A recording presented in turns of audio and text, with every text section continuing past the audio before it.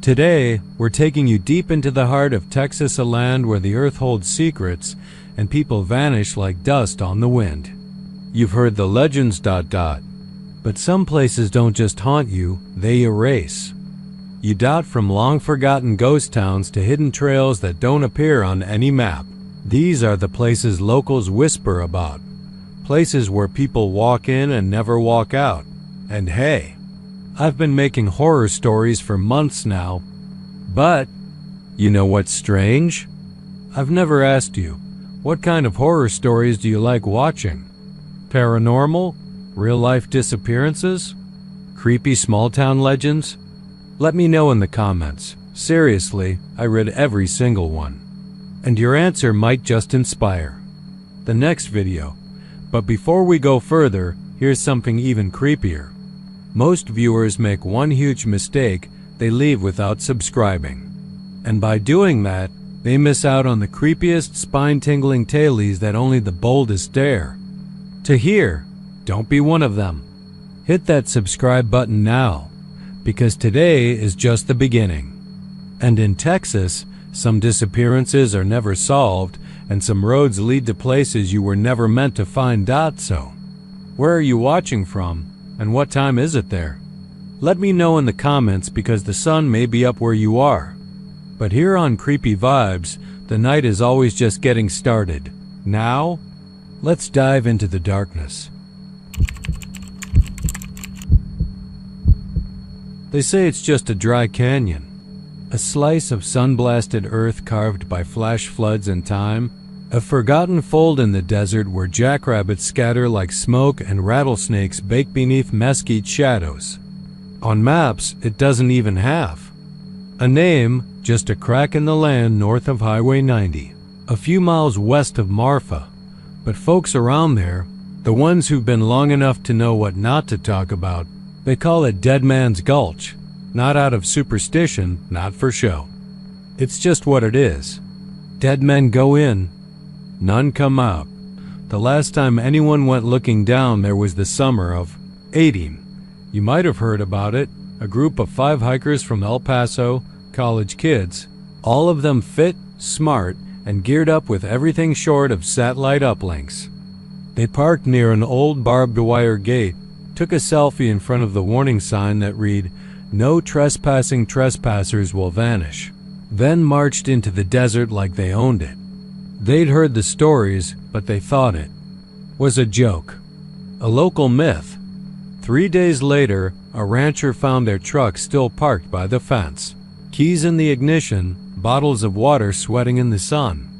Search parties went in, sheriffs, helicopters, dogs. They found gear, boots laid out in a neat little row, phones stacked like pancakes on a flat rock, every backpack zipped and placed in a perfect circle like some kind of ritual.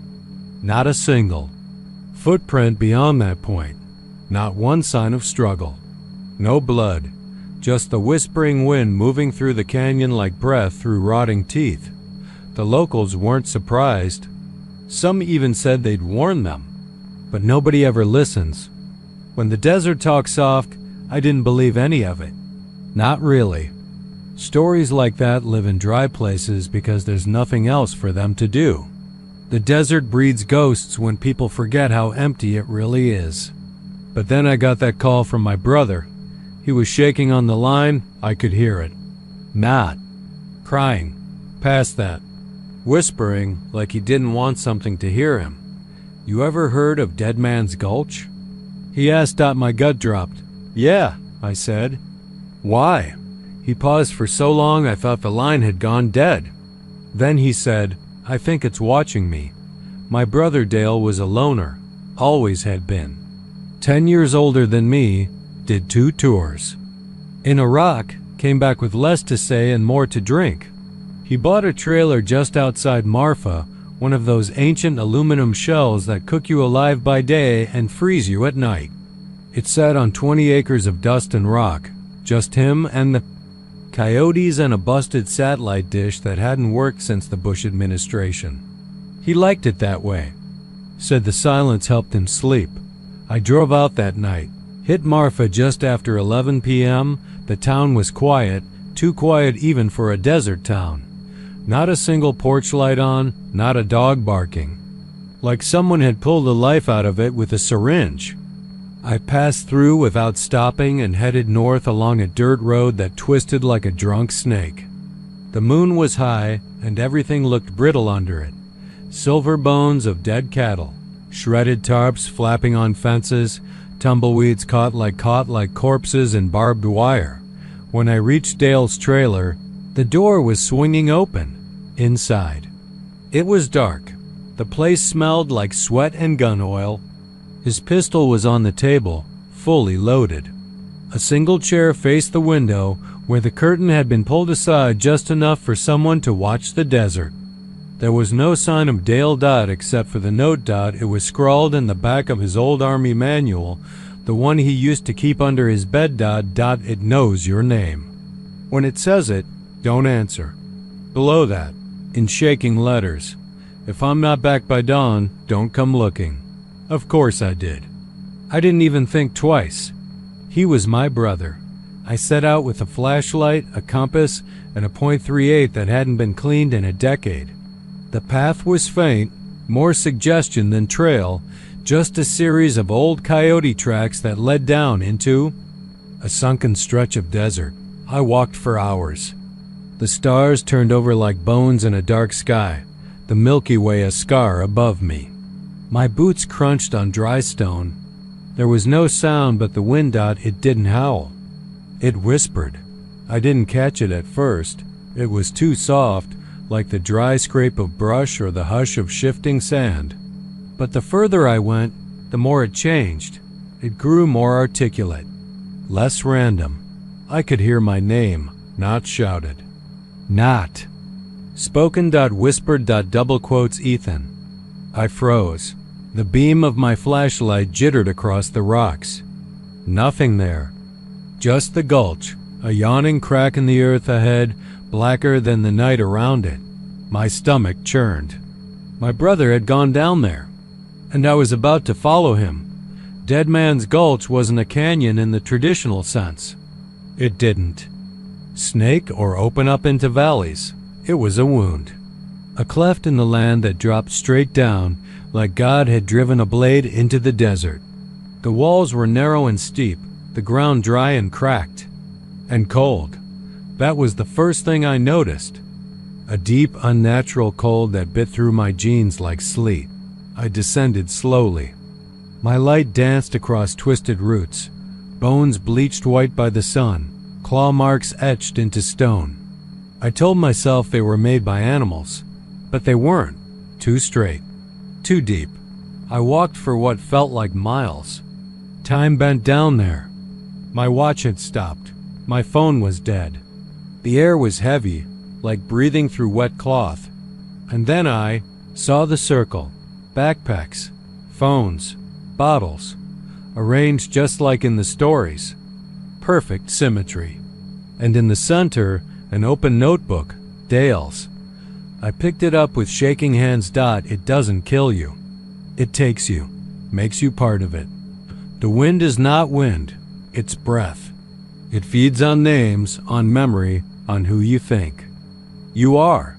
If you stay too long, you forget yourself. That's why no one comes back. They don't know how. There was more.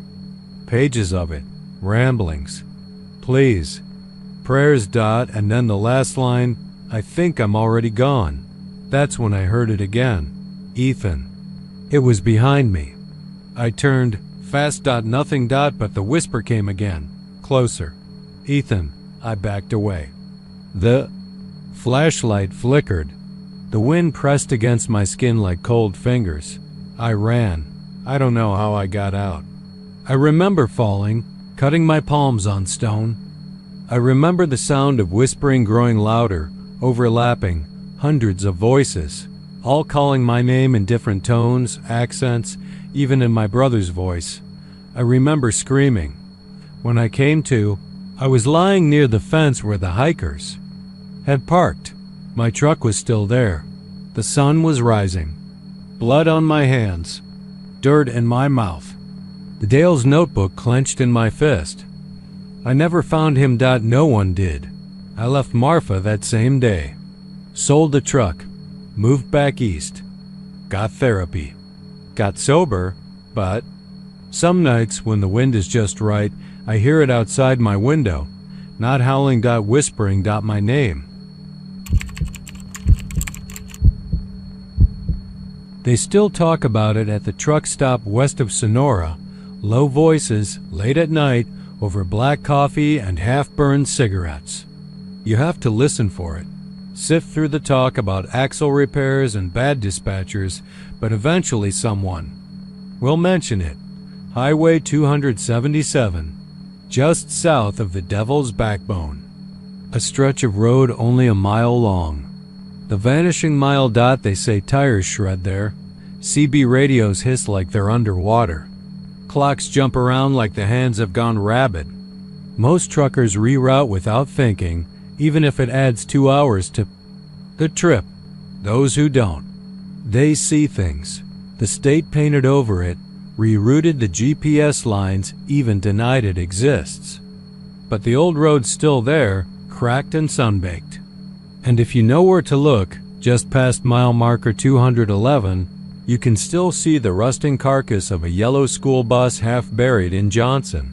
Grass. It happened in October of '92. No warning. 1 minute, a field trip from Azona Elementary was headed home, full of laughing fourth graders in Halloween costumes. The next, the bus was stopped dead in the middle of the loop. Engine fried, tires melted into the asphalt. No crash, no blood, no tracks leading away. Just a bus and the kind of silence that makes your ears hurt.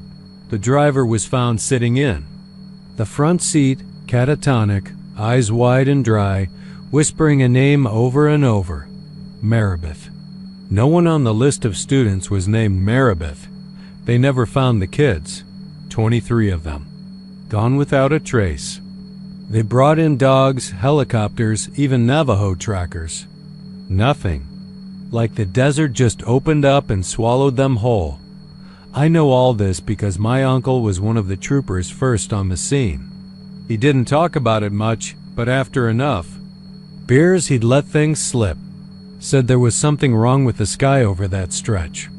The sun was up when they got there, but shadows stretched the wrong direction. Said the air tasted like pennies. Said the birds wouldn't fly over it.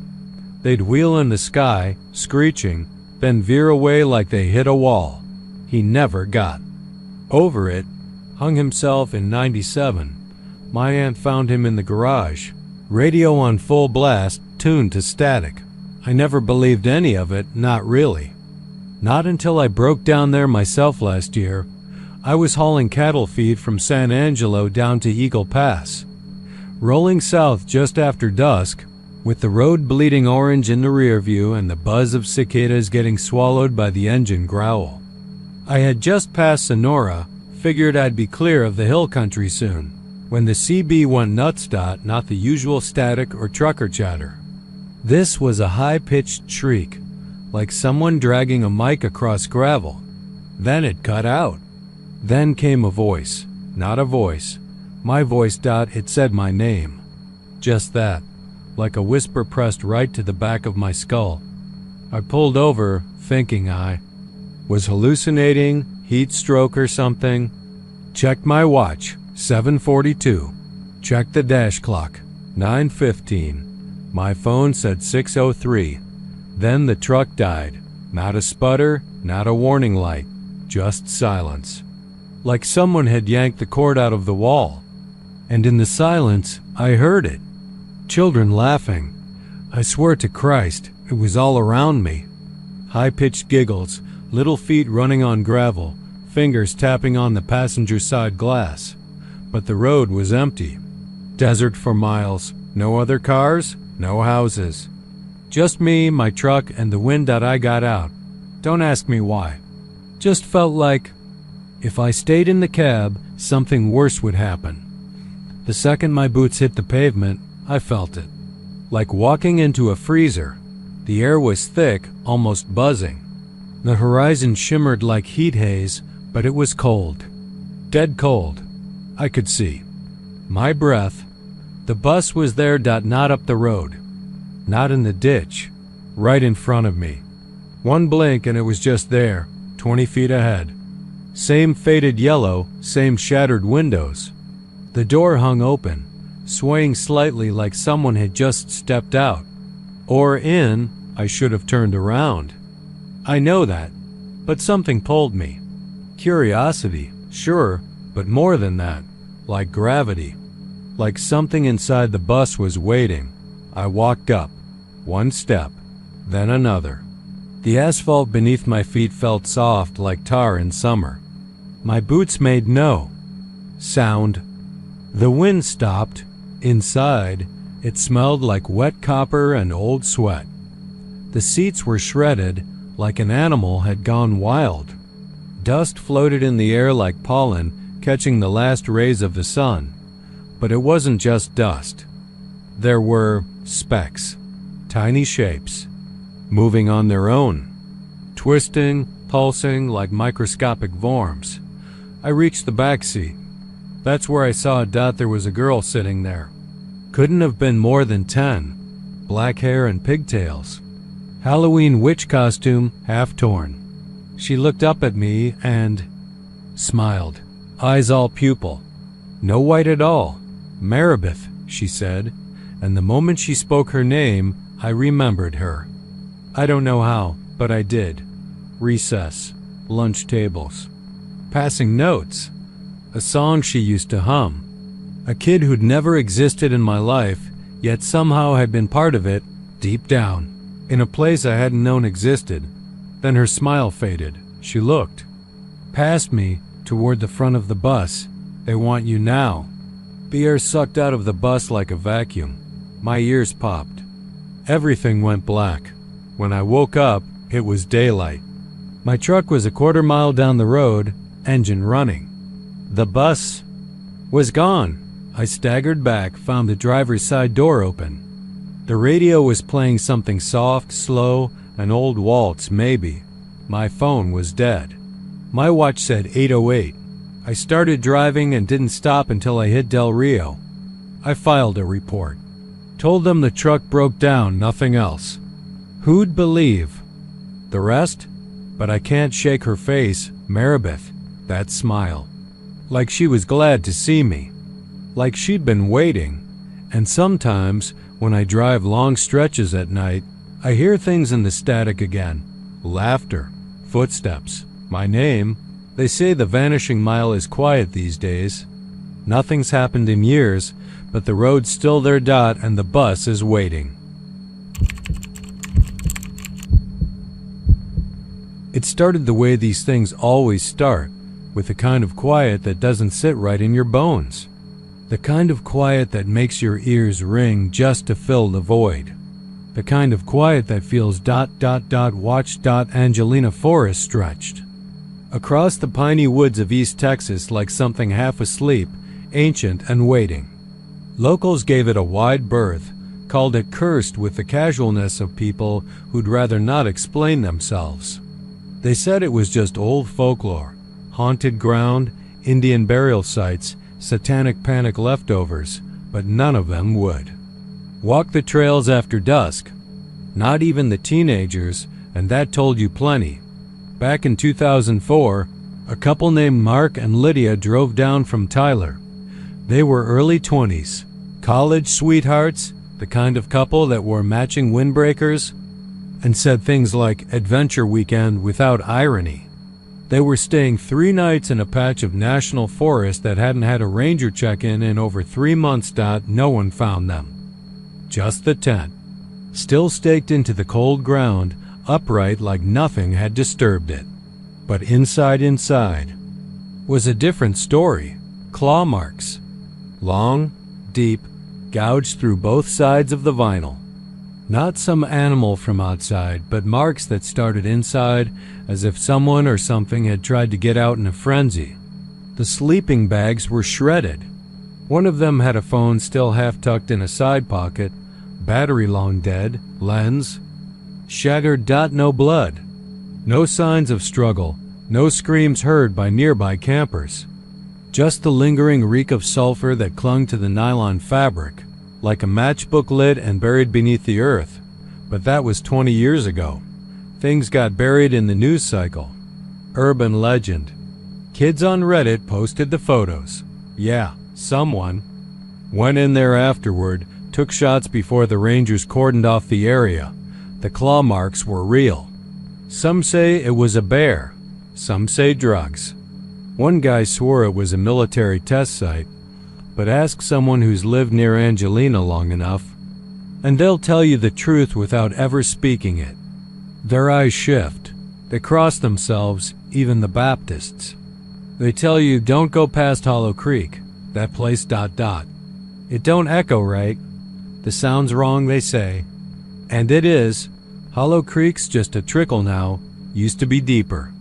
Years ago, but something about the way it winds through the pines, the air feels denser there. Voices don't carry. Animals stay out. Birds go silent ... and the trees ... the trees grow too straight. That's not just a phrase. Go look yourself. They run in perfect lines, like some giant hand laid them down like fence posts. Even the underbrush keeps to a weird pattern, like someone designed it. No natural forest grows like that. Nobody noticed when people started vanishing. Not at first. Hunters, hikers, campers, but always the same spot, and always the same silence afterward. Sometimes they were found. Sometimes not. In 2022, a man named Randall Ford went up there with his teenage son, Micah. They wanted to reconnect. Micah had been suspended from school for fighting, and Randall figured some quality time in the woods might reset him. They made it one night. A storm hit unexpectedly. No thunder, just that rolling gray kind of rain that smothers everything. Randall's last message was a photo on Instagram, him holding up a hot dog over the fire. Micah blurred in the background, laughing. You could just make out the tent behind them. The caption said, "Beats Xbox. The search party found the fire pit still warm. 2 chairs, one knocked over. The tent again, still staked, still upright. Inside were more claw marks, ripped up, sleeping bags, and that smell. Sulfur, like someone lit 10 packs of matches and ground them into the dirt. They found something else. 2, a phone. This time it had battery left. They got a single video off it, 1 minute, 42 seconds. It wasn't uploaded to the public, but I saw it. A friend in forestry got me a copy back when they were still debating whether to label it a missing persons case or something else entirely. It's shaky, like all those videos are, but you can tell Micah was the one filming. He's in the tent, whispering, "Dad, there's something outside. I can see it moving by the trees. It's too tall, Dad. It's not a bear." He unzips the flap, just a crack. You can see the trees. Still. Too still. Not a breath of wind. Then, movement. Between 2 pines, something shifts. It's like, imagine a man, but stretched, elongated, joints bent wrong, and black. Not just. Dark. Black, like a hole punched through the world. No details. No eyes. Just a silhouette that twitches like old film skipping frames. Micah breathes too loud. The thing turns. No eyes, but you feel it's looking. The video cuts out in static and a low, distorted groan. Not quite a roar, almost ... words, like it was. Learning how to speak. That was the last time anyone recorded anything in Hollow Creek. Now, people still go missing. One woman, retired school teacher from Jasper, went mushroom hunting near the creek. Never came back. Her car was found half a mile from the trailhead. Inside was a book on foraging and an open thermos. Still warm. They searched for her a week. Dogs wouldn't go past the creek. Whined, turned around. Some flat out laid down and refused to budge. The Forest Service doesn't send people in anymore. They say it's due to hazardous terrain and erosion risk. Bullshit. Locals whisper about what it really is. Some call it a thin place, where the veil between worlds is thin, torn open long ago by something best left forgotten. Some say it's not from this side at all, that whatever lives in those woods didn't walk in through the trees but came up from under them. The native stories are worse. An old man named Osceola, full-blood Alabama Coushatta, once spoke about the Kakakas, spirits that don't belong to the cycle of the land.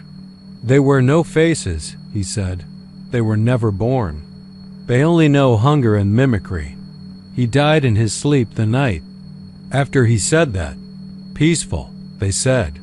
But when they found his body, his hands were clutched over his face. Eyes open, mouth torn wide like he'd screamed something out of himself just before the end. Last week, someone posted drone footage online. They were flying a quadcopter over Hollow Creek. It started fine, trees below, stream winding through like a veau. Silver vein. The same weird, unnatural symmetry of trunks and branches. Then, static. The drone feed went black for 3 seconds. When it came back, it was 10 feet lower. Looking straight down. There were footprints in the dirt below. Bare feet. Human-shaped but wrong. Too long, toes too far apart. And deep. Like something heavy had passed through. The drone didn't make it back. They found the casing the next morning. About 50 yards from where the GPS had gone dead. It was melted. Not broken. Not smashed. Warped. Like plastic left near an open flame. I don't know what's in Hollow Creek. I don't want to know. But I'll tell you this. There's a reason people don't hear screams in those woods. It's not that. They don't happen. It's that the sound doesn't leave. It was the kind of place that didn't make the news.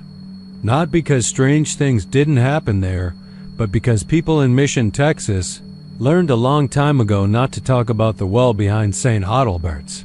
You wouldn't find it on any current map. The newer ones showed the church's backlot as a flat concrete square surrounded by rusted chain-link fencing. Nothing more, not even a marker or plaque. Just a cracked slab of concrete, stained and slightly uneven, like the earth beneath it wasn't quite done shifting.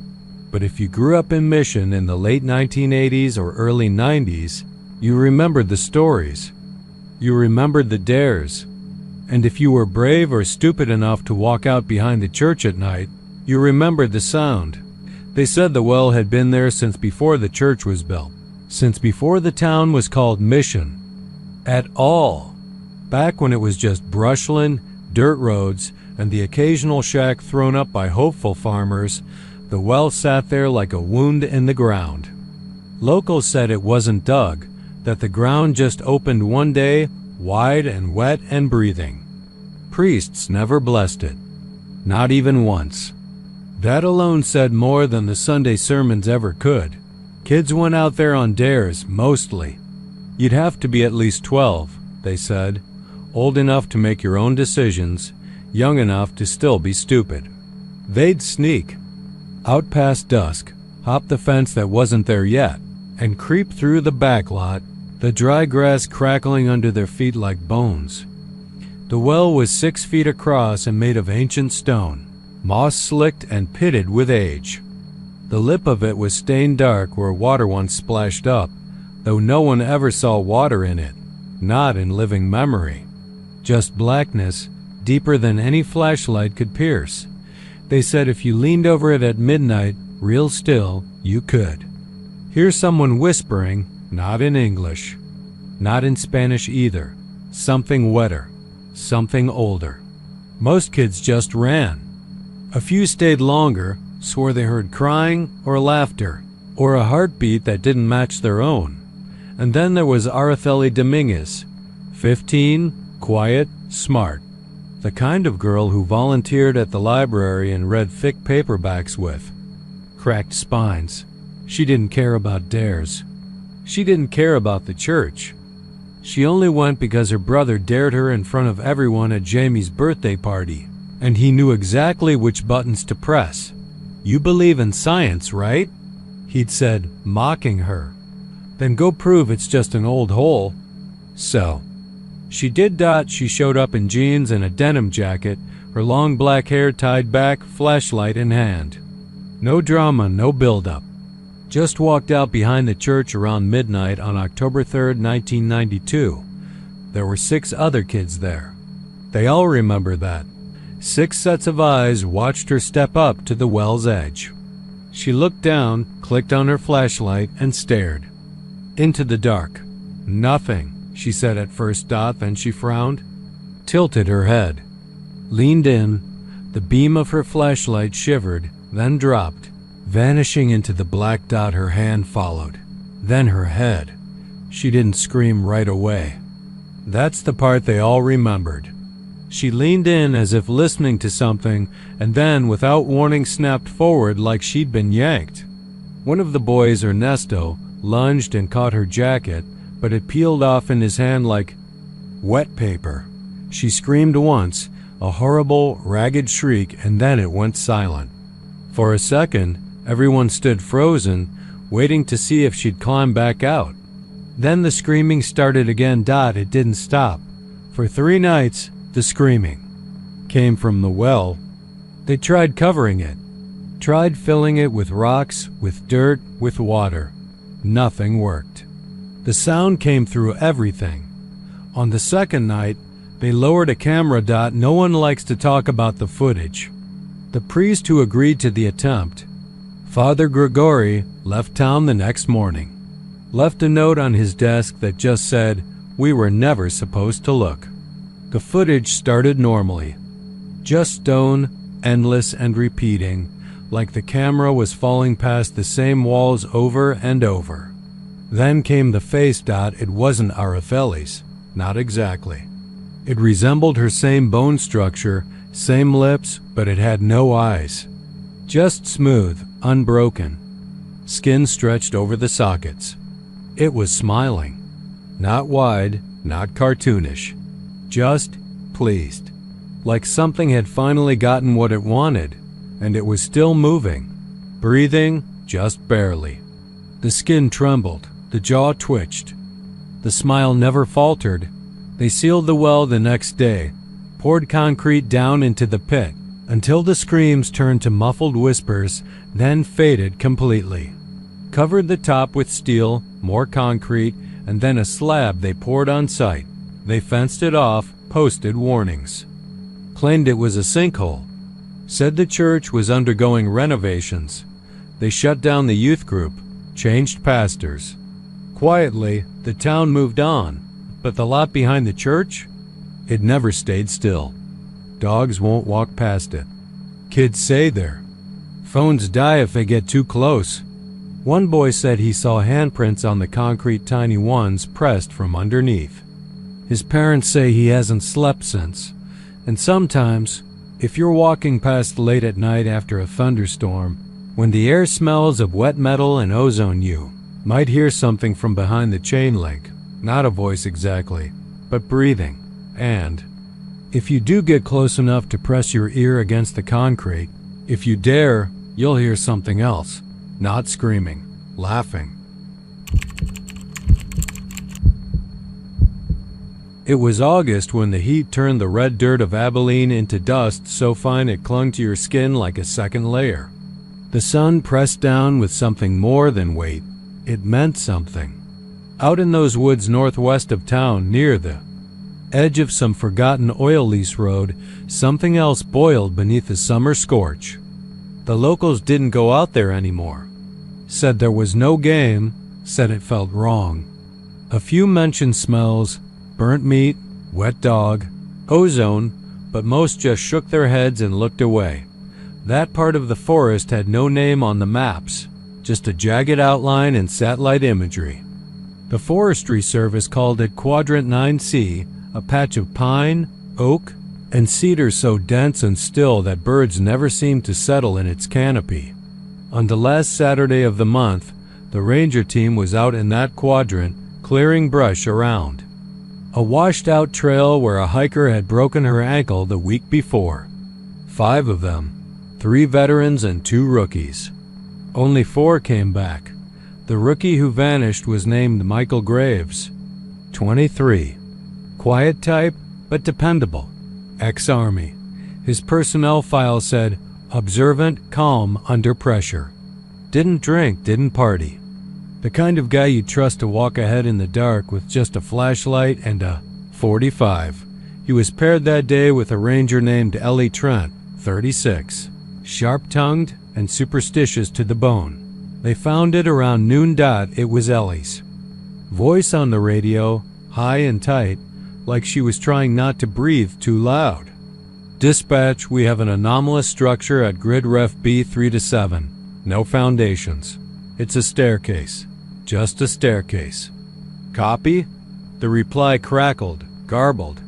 Something about reception in that stretch of woods. Radios always fuzzed out, phones went dead, even GPS flickered and lied. The other 3 rangers converged on Ellie's coordinates 20 minutes later. There it was, standing alone in the shade of a thick cedar grove. The staircase. It was about 16 steps tall. Oak by the look, polished and perfect, no weathering, no debris, no dust. No signs of dragging or building or aging. It stood there like it had always been there, and yet the forest around it looked untouched.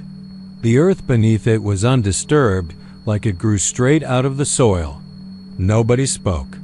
The wind didn't move the leaves. No bugs chirped. No branches creaked. Michael was the first to move. He stepped forward, circled it once, whistled low.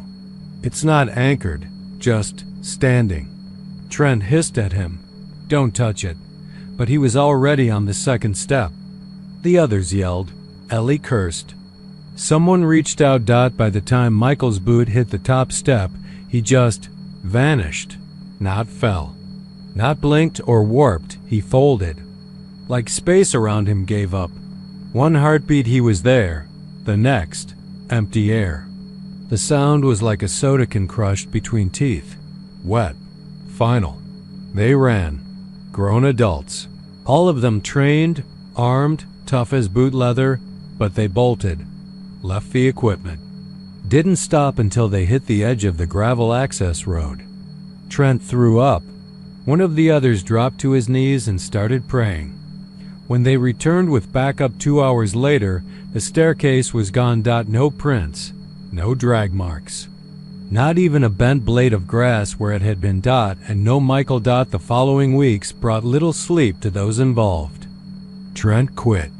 She left a voice message on the lead ranger's phone at 3 a.m., sobbing and repeating the same phrase. It's still out there. Not in the woods, but it's still here.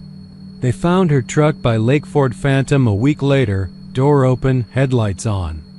She was never seen again. The department scrubbed the records.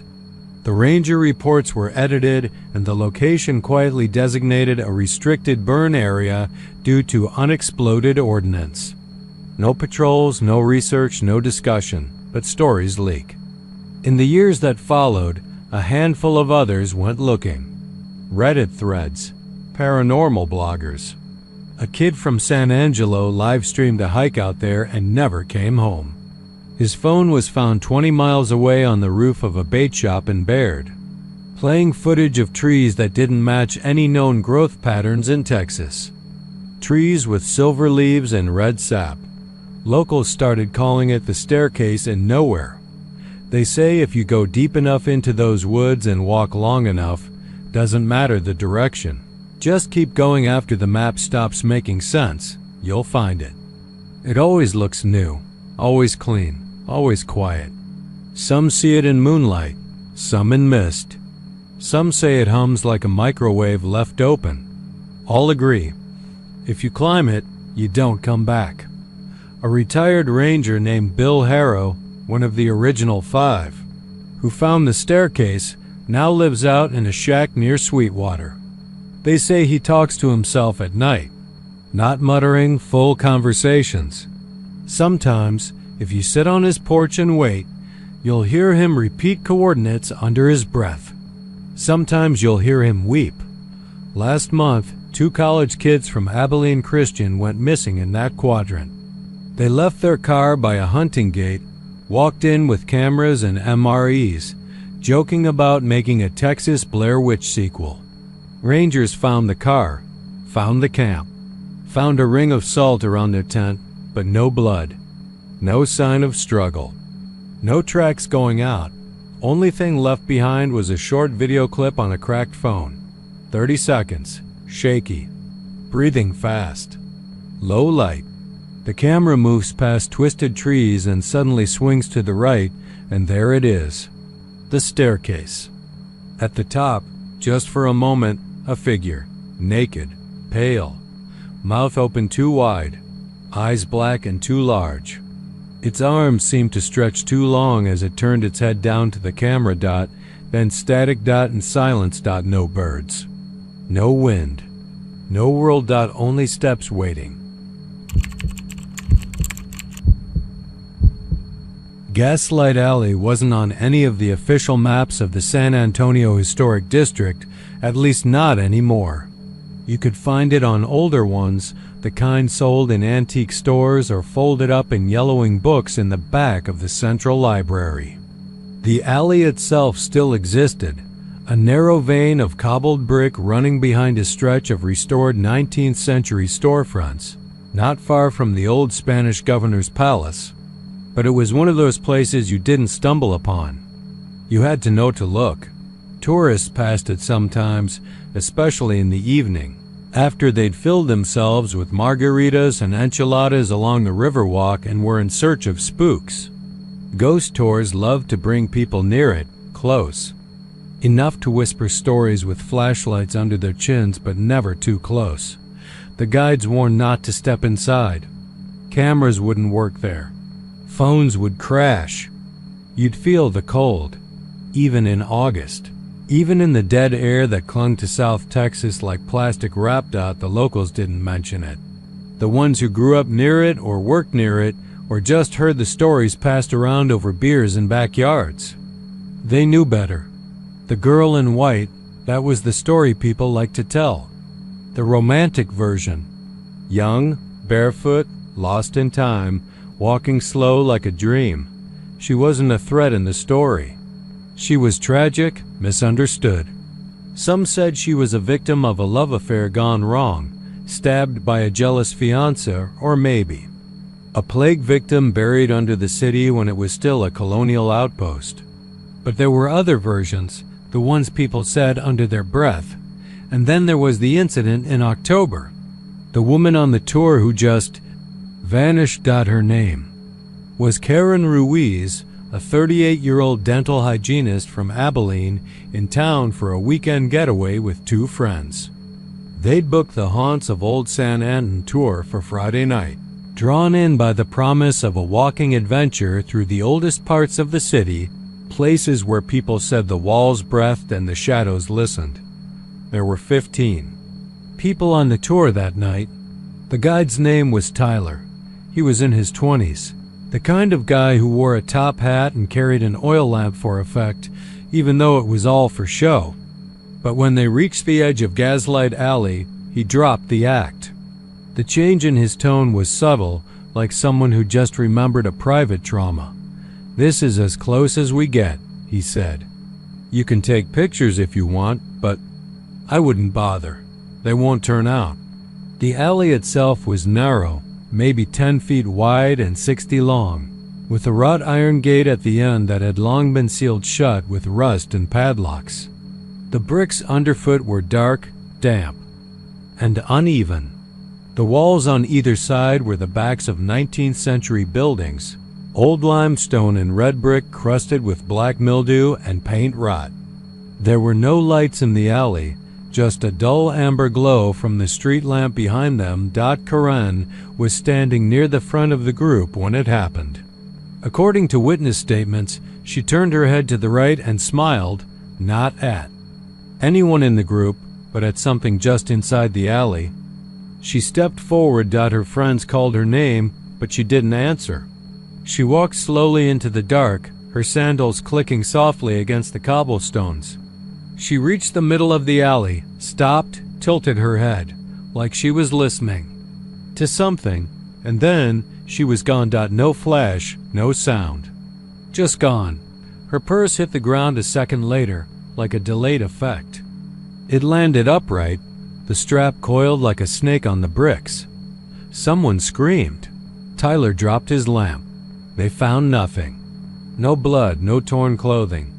Karen Ruiz was never seen again, but her scent stayed. That was the part that made people uncomfortable, even more than the vanishing. Witnesses said the smell of her perfume, a soft, powdery vanilla, lingered in the alley for days. Some said weeks.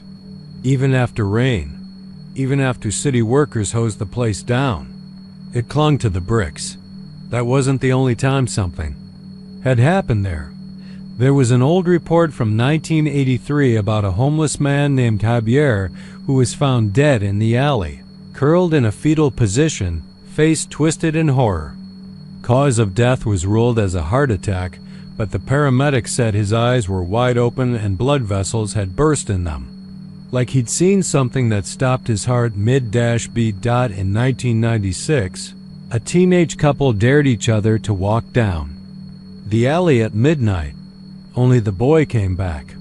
The girl, Maria Hernandez, disappeared for 3 days. When she returned, barefoot and covered in brick dust, she was mute, completely nonverbal. She was committed to a psychiatric facility and never spoke again. Her medical records were sealed. Some said the alley was cursed. Others said it was a thin place, where the world rubbed raw between dimensions. But a few, mostly the older ones, believed something lived there. A girl, yes, but not a ghost. Something older than that. Something that wore the shape of a girl. Something that invited you to see it if you looked long enough. The alley had a way of turning your thoughts in on themselves. People said you'd hear your name whispered from behind, or catch a glimpse of someone familiar, a dead parent, a long-lost friend, standing just inside the shadows, smiling faintly. They'd reach out their hand. You'd feel the air go still, the world contract. Your breath catch, and then you'd be gone. The city quietly fenced off the alley after Karen Ruiz disappeared. But people kept coming. Ghost hunters, TikTokers, thrill seekers. Most didn't see anything, but some, a select few, did. There was a viral video posted in April by a college student who claimed he saw the girl. The footage was corrupted, a 23-second clip of static, warped faces, something pale moving quickly in the background. The audio was worse, a whispering loop that no software could clean up, no matter how many filters were applied. Sounded like someone repeating, "You saw me," over and over, faster and faster until it collapsed into a screech. The student deleted his account 2 days later. He moved back home, dropped out of school, and the alley waited. Every so often, someone new would vanish. Not always in front of a crowd.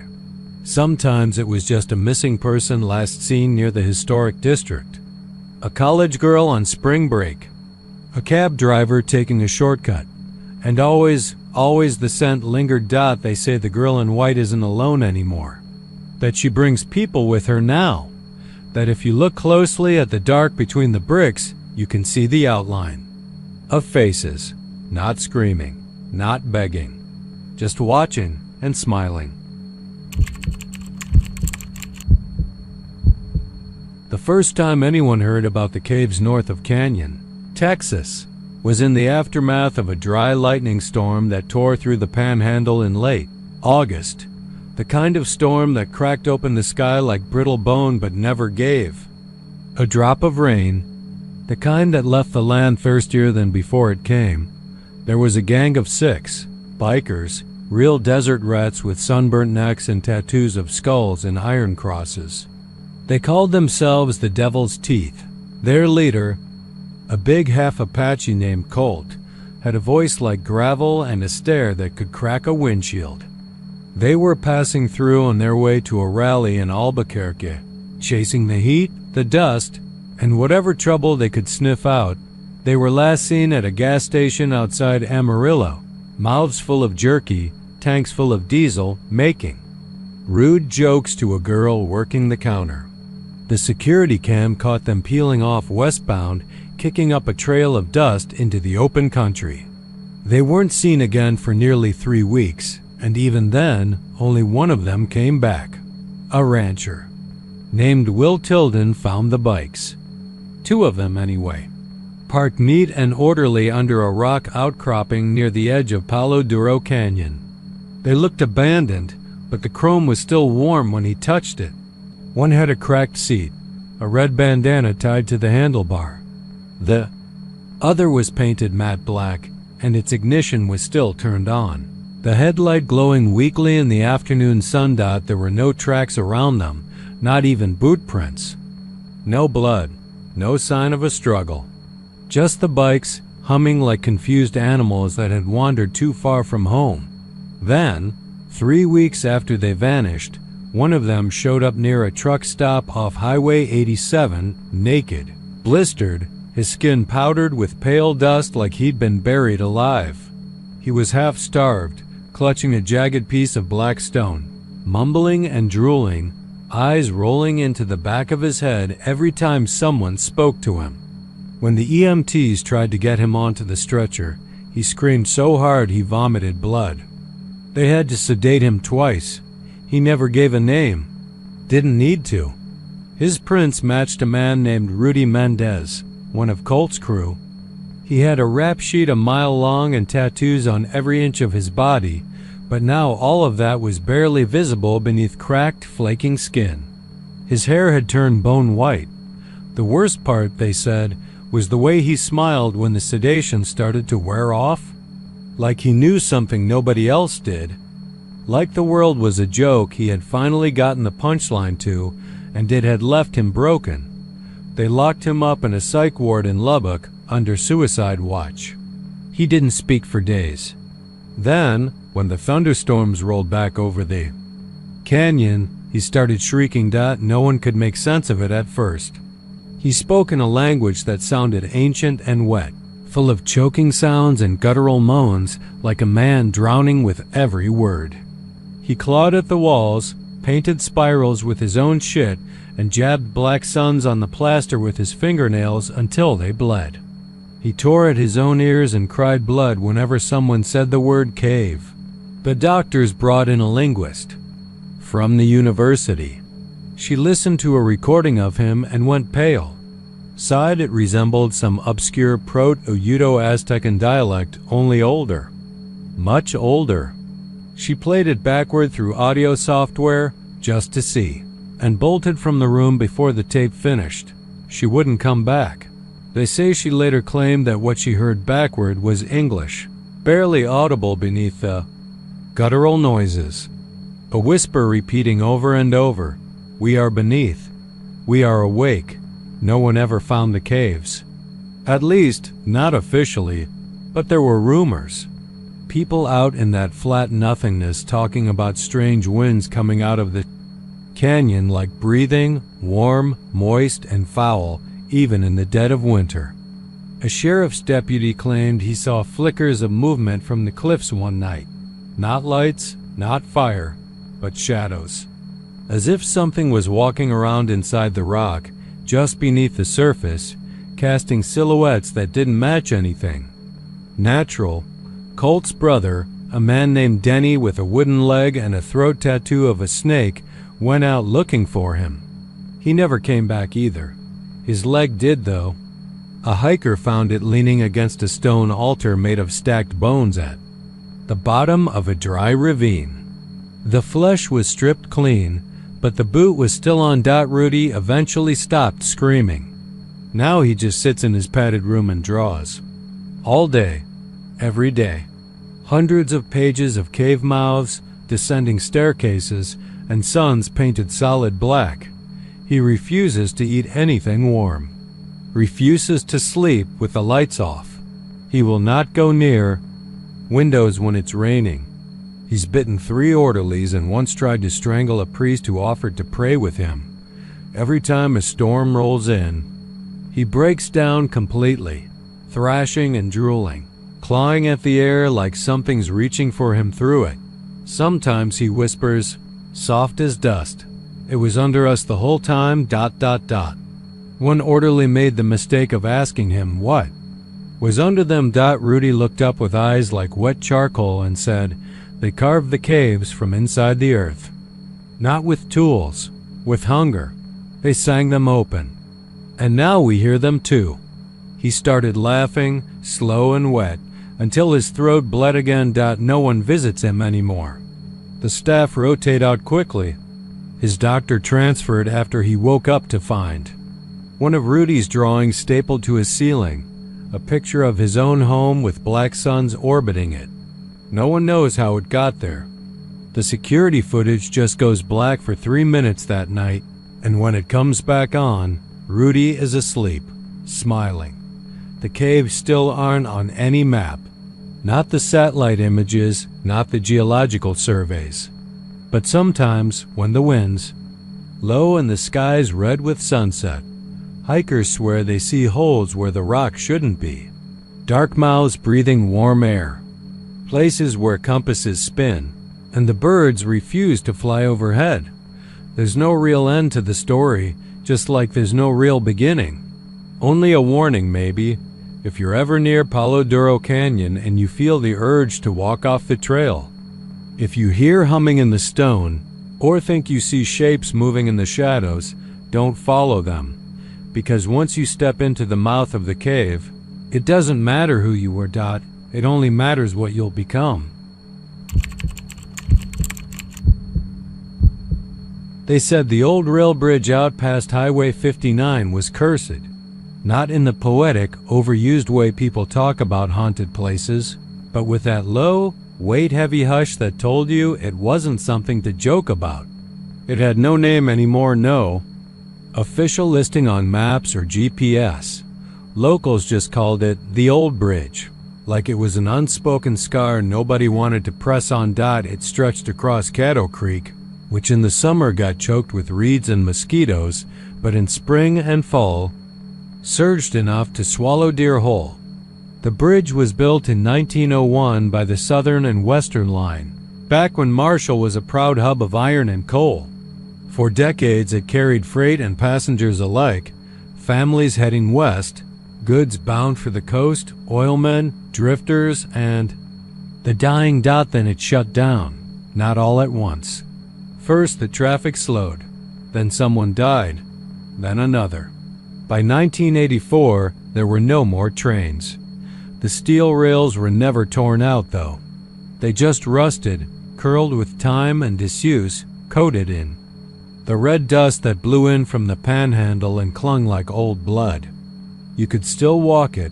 Technically, the trestles hadn't crumbled, though they groaned in the wind and sagged in the center like a spine too long burdened. That was the draw, of course. Every dying town has its dare, its thing the kids whisper about behind gas stations and over beer cans. Walk the bridge, they'd say, at night. You'll hear it. The train. But it wasn't just talked out in 2022. Some jackass YouTuber from Dallas, 20-something, full of Red Bull and performative swagger, decided to film a live video called Ghost Train Challenge, midnight on Marshall's Death Bridge. The feed went live at 12:01 a.m. His name was Carter Mays, and he had just shy of 300,000 subscribers. Not huge, not famous, but enough that people watched. Enough that there were witnesses. For about 14 minutes, the live stream was what you'd expect. Carter cracking jokes, talking to the chat, shining a flashlight down the length of the rail line. It was foggy that night, not just misty, but dense. The way Texas fog sometimes rolls in thick and yellowed, like something exhaled from the ground. You could barely see the ends of the bridge on either side. The beams stretched into nothingness. Kept walking, reading messages out loud, laughing nervously. "Come on, ghosts, give the people what they want," he shouted at one point. "Make it spooky, Marshall." At 14:19, the camera jolted. Not like he tripped, more like it was slapped or yanked. It spun once wildly and then showed the underside of the bridge, then a blur of wood, sky, and fog. Then it landed. It kept streaming. Carter didn't appear in the frame. You heard something, though. That's what everyone talked about. Rewatched, clipped, boosted the volume. It wasn't a scream. It wasn't even human. It was a whistle. Faint, high, long, the kind old locomotives used, but no train came. There were no vibrations, no headlights. Just fog. They found the phone on the rails the next morning, uncracked, still streaming. But no Carter. Marshall PD did a cursory search. Dogs, drones, volunteers. They scoured the creek bed for 2 days. Nothing. Then, late on the second night, a deputy named Thornwell, who later transferred to Amarillo and refused to talk about the bridge ever again, found something stuck to one of the lower support beams. Not below, but on the beam itself, 10 feet off the water, facing away from the path like something had clawed from the outside in. 5 gouges. Deep, carved straight. Into the iron with a pressure no animal native to East Texas could manage. Not bear. Not mountain lion. Not man. That would have been the end of it, except for how the town responded. The bridge got quietly fenced off. Not city orders, just some crew in a truck with no logo. No one stopped them. Someone asked the mayor about it the following week, and she just blinked and said she didn't recall any permit filings, but that it was probably for the best. But that didn't stop the stories. It never does. They say the train still comes, some nights, but only for those who step on the tracks. You have to walk it. You have to tempt it. It's not about watching, it's about offering. And once you start, you can't stop. Turn around. And it gets faster. Step off, and the whistle comes. Not from ahead, from behind. Like it's already past you. There's one old man who swears he saw it when he was 12. In 1956. He told me the engine had no windows and the cars were all empty, not just of people, but of walls, as if the inside had been hollowed out, like someone had taken everything human out of them and left only the shell. It didn't make no sound, he told me, just that whistle and the smell, like burnt leather and old teeth. Another story came from a woman who swore her brother vanished on the bridge in '79. He was 16. She said he left a note saying he wanted to see if the stories were true. They never found him. She said that sometimes, and this is the part that stuck with me, sometimes, when she drives past the tree line near the water, she hears the pew, sound of someone crying, not calling for help, not screaming, just weeping, like they forgot what it means to speak. I didn't believe it. I told myself it was legend, like Goatman's Bridge or the Lady of White Rock Lake, until I walked it. Myself? I shouldn't have. I know that now. I only made it 30 feet. I brought a flashlight. I brought a GoPro. I wore boots and packed a sidearm. I told myself I wasn't some thrill-chasing YouTuber. I was a journalist. I was documenting. That's different, right? It was quiet when I stepped onto the wood. Too quiet, not just still, vacuumed. Like the birds didn't dare. The air got thick, not cold. Just dense like syrup. The kind that settles in your ears and makes your thoughts feel muffled. My boots thudded too loud. Every sound echoed. Made it 10 steps before I heard something creak behind me. Not the bridge. Not the wind. A single deliberate footstep. I turned, but the fog was already curling over the rails. I saw nothing. I took one more step forward, heart racing. Then I heard the whistle. It didn't come from far ahead. It came from below, directly beneath me. Long, low, rising. I felt the beam tremble. Then the scratching started. Underneath the boards, like claws. Like something dragging itself along the underside, matching my steps. the groan of steel, a rattle, like chains. Then, the unmistakable slam of a coupler latching. I dropped the GoPro. I ran. I never made it to the tree line. I tripped halfway down the embankment and broke 2 ribs on a rock. Crawled to my car and didn't stop until I hit the gas station on Loop 390, crying, shaking, coughing blood. They called an ambulance. I told them I fell. I still dream about it, though. About the space under the bridge where something hides that isn't man or beast. Something that remembers the sound of wheels and hunger. Something that isn't just haunting the bridge, but using it. A door, maybe. Or a trap dot, and sometimes, just before I fall asleep, I swear I hear it again. That whistle, far away, and I wonder how far away it really is. They say it's a beautiful place, Bastrop State Park, full of pine trees, trails winding like arteries through the heart of central Texas, and that clean forest air that city folks romanticize. But if you ask the right people, the ones who work there long enough or live on the outskirts of Bastrop, they'll tell you to stay off the north side of the park, especially after dark. They don't write that part down on maps anymore. It's not fenced off.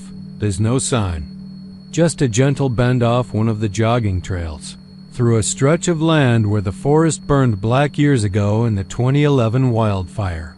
The trees still stand skeletal and charred, but nothing sings there.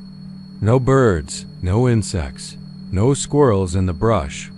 Just silence, heavy and perfect. And a faint electric hum you feel behind your eyes like the inside of a power transformer. They call it the Silent Trail. People say it wasn't always there. Before the fire, there was just more forest. Nothing strange. Just more trees and more trails. But something changed after the burn. The soil shifted. The roots blackened. And then, sometime in the years after, the park rangers stopped mowing one of the access paths, stopped checking it altogether. And people forgot about it. Or tried to, until that jogger went missing.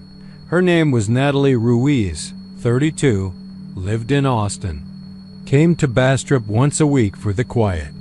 Ran 6 miles every Saturday morning, religiously. She logged everything, calories, elevation, weather. She was the kind of person who set goals in a bullet journal and met every one of them. I know, because I used to run into her sometimes. I've got a cabin out near Alum Creek, just a few miles south of the park.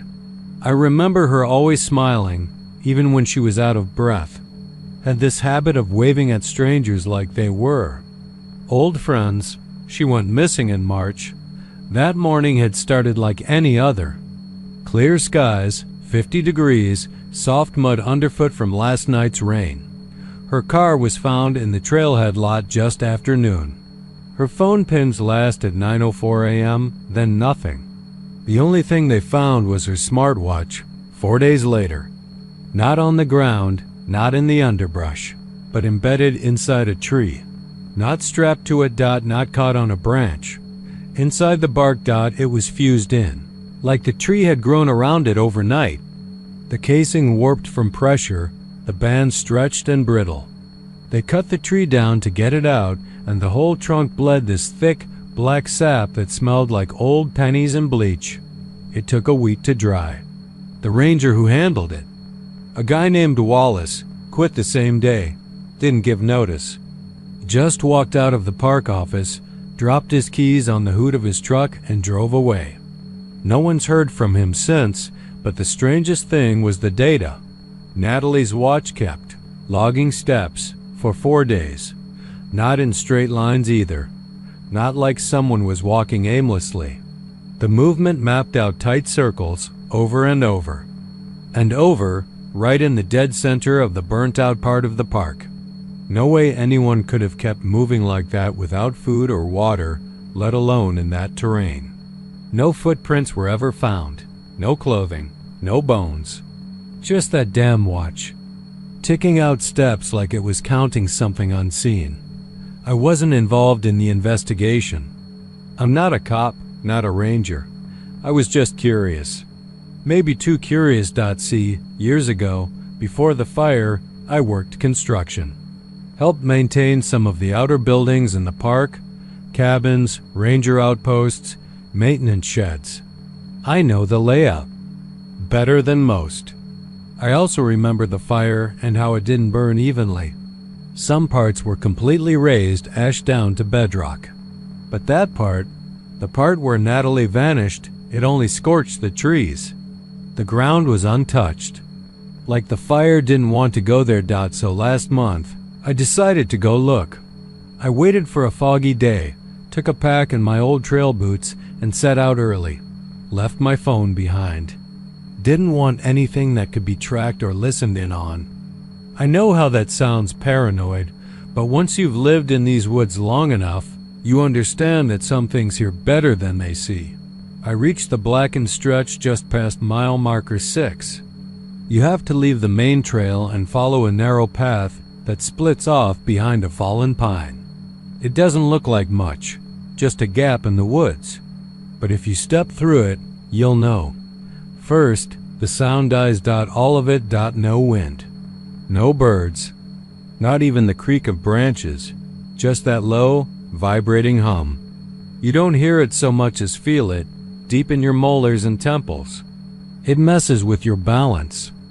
Makes the world seem heavier, like gravity's stronger there. I walked maybe a quarter mile before I saw the tree. It was still there. The one with the cut trunk. Even with the sap long dried, the bark still looked wrong, smooth in some places. Wrinkled in others, like it had tried to heal but didn't know how. The scar from where they'd pulled a watch was still visible, a puckered slit running diagonally across the wood. I kept going. I should have turned back then, but I didn't.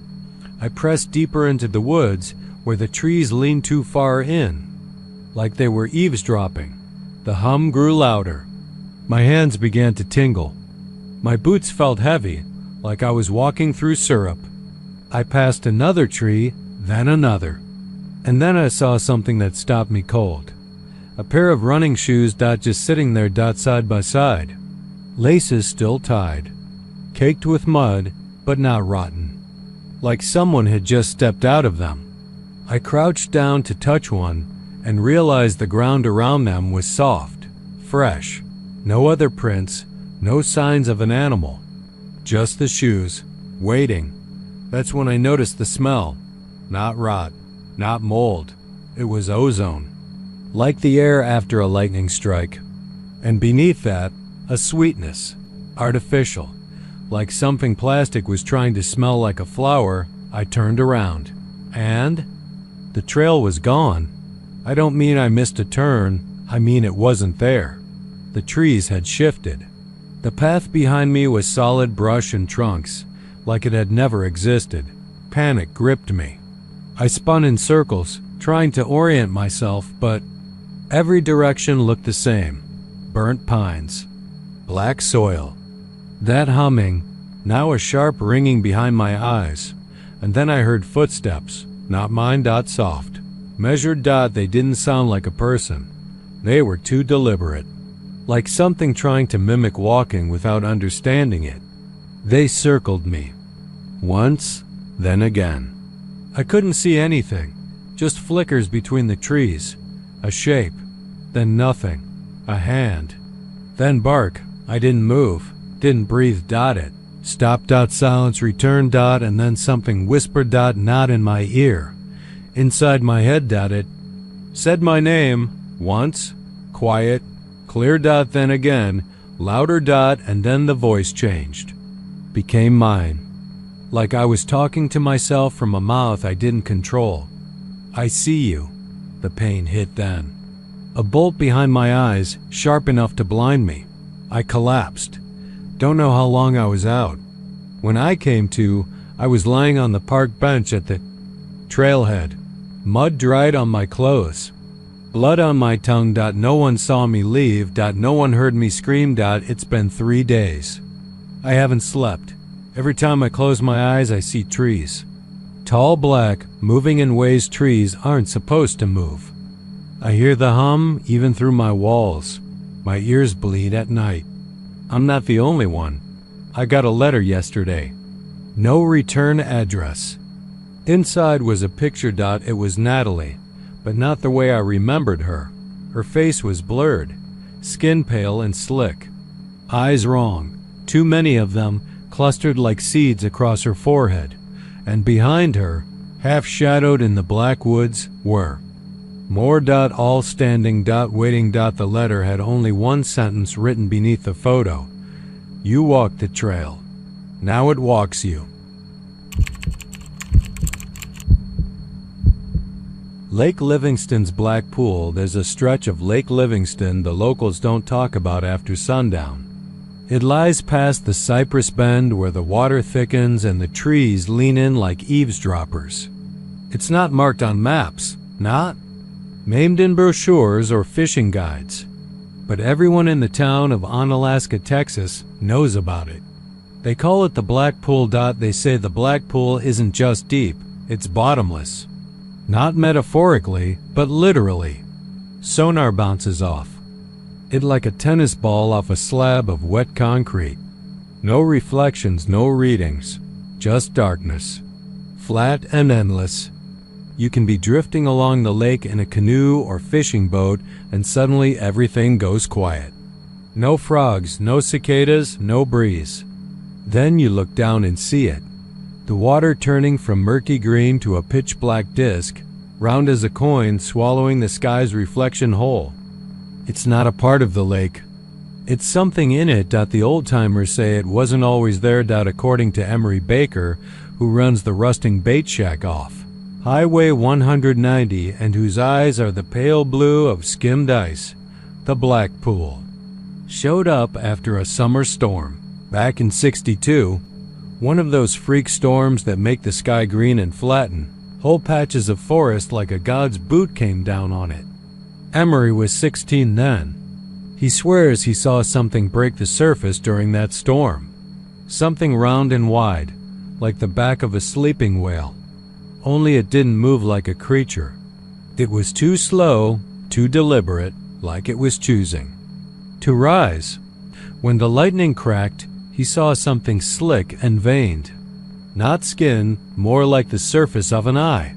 People wrote it off as swamp gas or a teenage lie.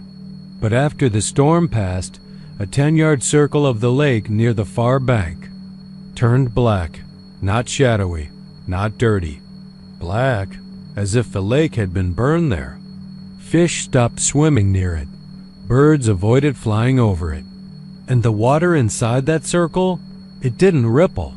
Not in the wind, not in the rain.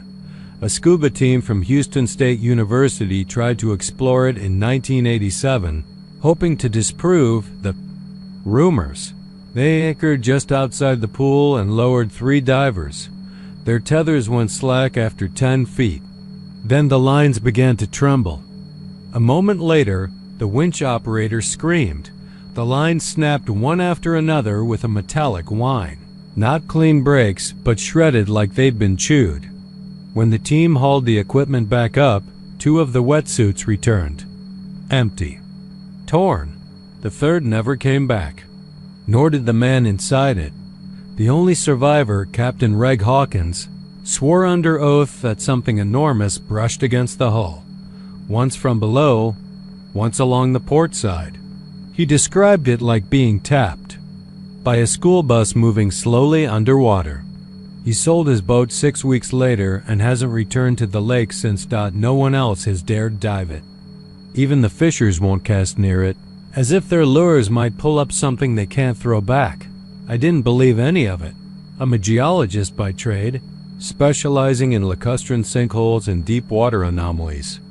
I've dived in old Russian lakes filled with methane vents and beneath collapsed salt domes in New Mexico. I've mapped extinct calderas in the Philippines and even taken samples from Lake Baikal in winter. Fear isn't part of the work. So when I first heard about the Black Pool through an old forum thread shared by a paranormal podcast guest, I brushed it off as another southern myth. but the sonar images they posted caught my attention, or rather, the lack of them. In all directions, the lake bottom was visible at about 38 feet, except for a round patch, nearly 50 yards wide, that reflected absolutely nothing. No readings, no echoes. Just null data. It wasn't a myth. It was a geological blind spot. That's what brought me there in October of last year. I brought my assistant Marlon, who had a military diving background and zero interest in ghost stories.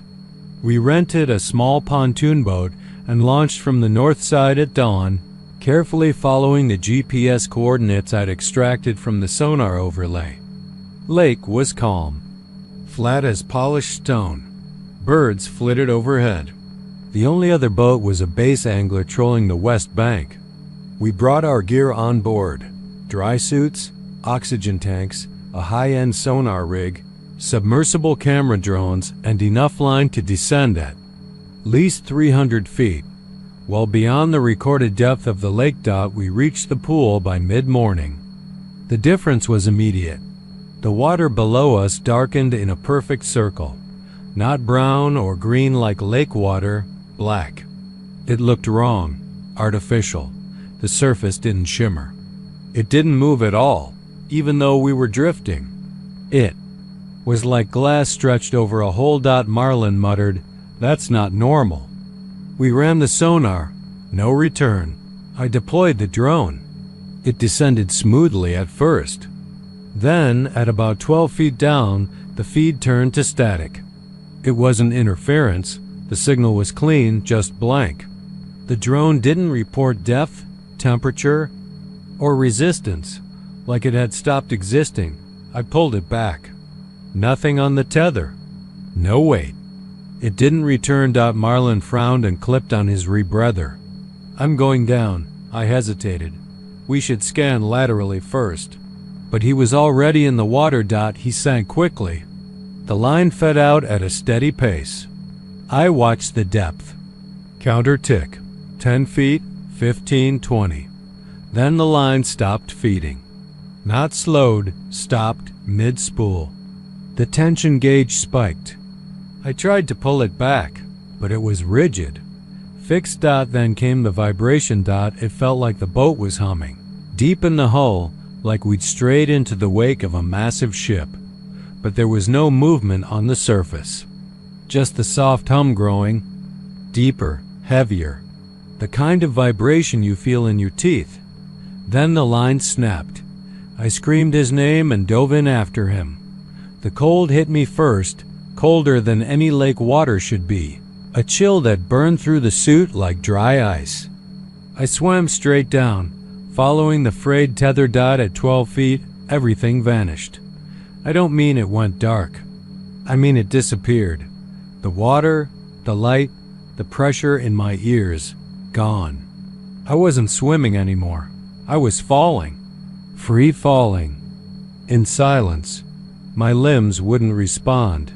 The pressure didn't increase. I wasn't even breathing. Didn't need to. I opened my eyes and there was nothing. No light, no depth. Only the sense that I was descending. Then I saw him, Marlon, floating about 20 yards below me, suspended like a marionette. His limbs were stiff. His face was locked in a scream, mouth open wide, but no sound came out. Something was behind him. Wrapped around him. It wasn't a creature. It didn't have eyes or limbs or a mouth. It was a presence. A shape made of anti-light, darker than the space around it. It looked like 100 thin tendrils radiating out from a core that pulsed slowly like a heartbeat. Every time it pulsed, I felt older, like it was taking something from me. I kicked toward him. Useless.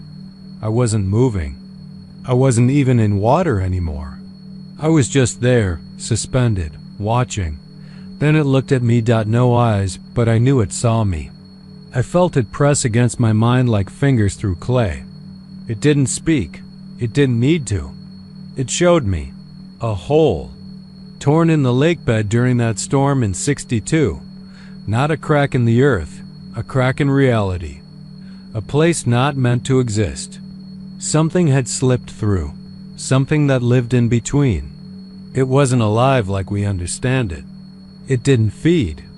It absorbed time, thought, identity. It waited in the darkness for anything warm and real to drift close enough to take. I felt it brushing my thoughts, peeling them back like old wallpaper. My name, my childhood, my mother's face, and then I was rising. I don't remember swimming. I don't remember the surface. I only remember the sky slamming into me, the taste of air, and the sound of gulls screaming overhead. The boat was still there. The line was floating on the surface, frayed, like it had been gnawed. Marlon didn't come back. I left Texas that night. I didn't report anything. Didn't contact the university. I wiped the sonar logs. I told his family he drowned Dot, and sometimes, when I close my eyes, I feel the hum again. Deep. Patient Dot waiting Dot because something came back with me Dot, and it hasn't stopped watching. Caddo Lake lies crouched in the armpit of East Texas like a secret the land doesn't want to share. The water there doesn't just sit still, it broods. Cypress trees stand waist-deep in murky brown, draped in Spanish moss like mourning veils. Their knotted roots reaching up from the mud like fingers grasping for something long lost. On most days, the lake is quiet, save for the drone of insects and the low groan of boats cutting through swamp channels. But when the fog rolls in, thick as cotton, heavy as dread, people say the lake changes. It forgets itself, turns against the ones who dare drift into its ancient places. Locals whisper about something in the trees, something old, something watching. 3 weeks ago, the Parks family launched their aluminum boat from a rickety dock near the Louisiana border. Tommy Parks, his wife Diane, and their 2 kids, 10-year-old Wyatt and 6-year-old Emily, were just looking to escape the Dallas sprawl for the weekend. Tommy had always said he wanted his kids to learn how to fish, the real way like my daddy taught me, with cane poles and crickets. So they packed up their beat-up Suburban, drove 6 hours east, and rented a small cabin on the lake's northern fringe. It was supposed to be a peaceful Saturday. They had eggs and bacon that morning, black coffee steaming in paper cups, kids laughing and swatting mosquitoes. The fog crept in around 9, earlier than usual, the dock owner said. A thick, clinging mist that moved like it had intent. Tommy loaded the boat with gear anyway. Diane hesitated. Locals always said to avoid boating in heavy fog. Said the lake got strange when it couldn't see the sun. Tommy shrugged it off. That was the last time anyone saw them. Hours passed. That night, no calls, no sign. The game warden was alerted around midnight. By dawn, they found the boat drifting about a mile offshore. Engine silent, bait bucket half spilled, bobbers still floating on still water. The air was warm. The seat cushions, too. But no Parks family. Just footprints, too many to count. Some small, others larger than a man's boots. And scratched into the metal of the back seat with something jagged, maybe a knife, maybe just a rock, were 3 words. It's in the trees. That's when the story started again. That old-timers remembered the Boudreaux boy from '88. Vanished during a duck hunt with his uncle. Just disappeared in the fog. They found his decoy bag floating, but the shotgun still strapped to his shoulder. The sling snapped like it had been yanked hard. Then there was Ms. Calhoun's dog that came back from the lake one morning with no eyes and a mouth full of leaves. She said it took 2 days before he stopped barking at the corners of her house, and 3 before he wouldn't walk backward. I went down there myself. Not as a believer, not at first. My cousin runs the bait shop near Mooring Sport. Told me he saw something in the fog a week after the Parks family vanished. Something tall, black, not moving right. Said it stood in the shallows behind the cypress line, motionless until the wind shifted and the fog peeled back, and then it was just gone. No splash, no ripple, no sound, like it was never there, like it had only been watching. He looked sick when he told me this. Skin pale, jumpy, chain-smoking. Said it followed him home in the fog. Said he could hear it whispering in the trees. Outside his trailer, scratching the aluminum walls with fingers that sounded too long. He hadn't slept in 4 days. He put a Bible in every window. Nailed them shut. Nailed crosses to the trees. I slept in the shop that night, back room behind the shelves of tackle and beer coolers. I wanted to believe he was just tired, maybe drunk, maybe cracked from the stress. But around 3 a.m., I woke up freezing. The kind of cold that didn't make sense for June. A wet, bone-deep chill. The fog had seeped in somehow, through vents, cracks, maybe the floorboards. It hung low like it was crawling on its belly. I could smell the lake in it, rot, wet bark. Something else. Something metallic. And then, faintly, from behind the back door, I heard something shuffle. Not walk. Shuffle. Like dragging something heavy. I didn't move. Didn't breathe. I just listened. The shuffle stopped right outside the door. Then came a soft tapping. Not urgent, not hard. Just tap, tap. Tap, like it was waiting.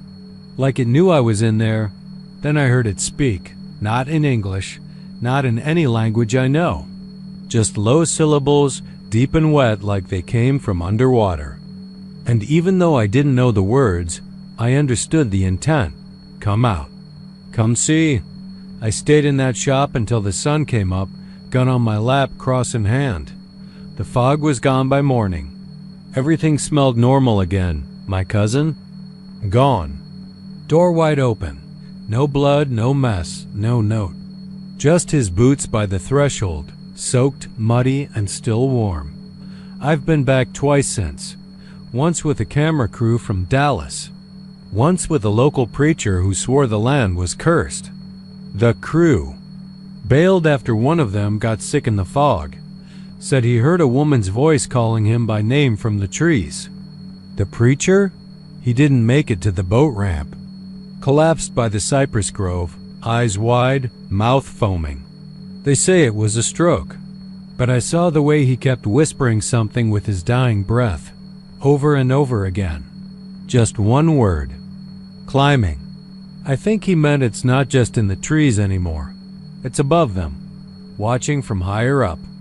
Waiting for the fog to get thick enough to reach down again. They'll keep sending people. Hunters. Fishermen. Curious. Kids with flashlights and YouTube channels. Most of them won't make it deep enough to matter. But the ones who do, the ones who stay quiet, who turn their motors off and just listen, they'll hear it too, in the rustle of moss, in the shivering branches, in the silence between bullfrog croaks.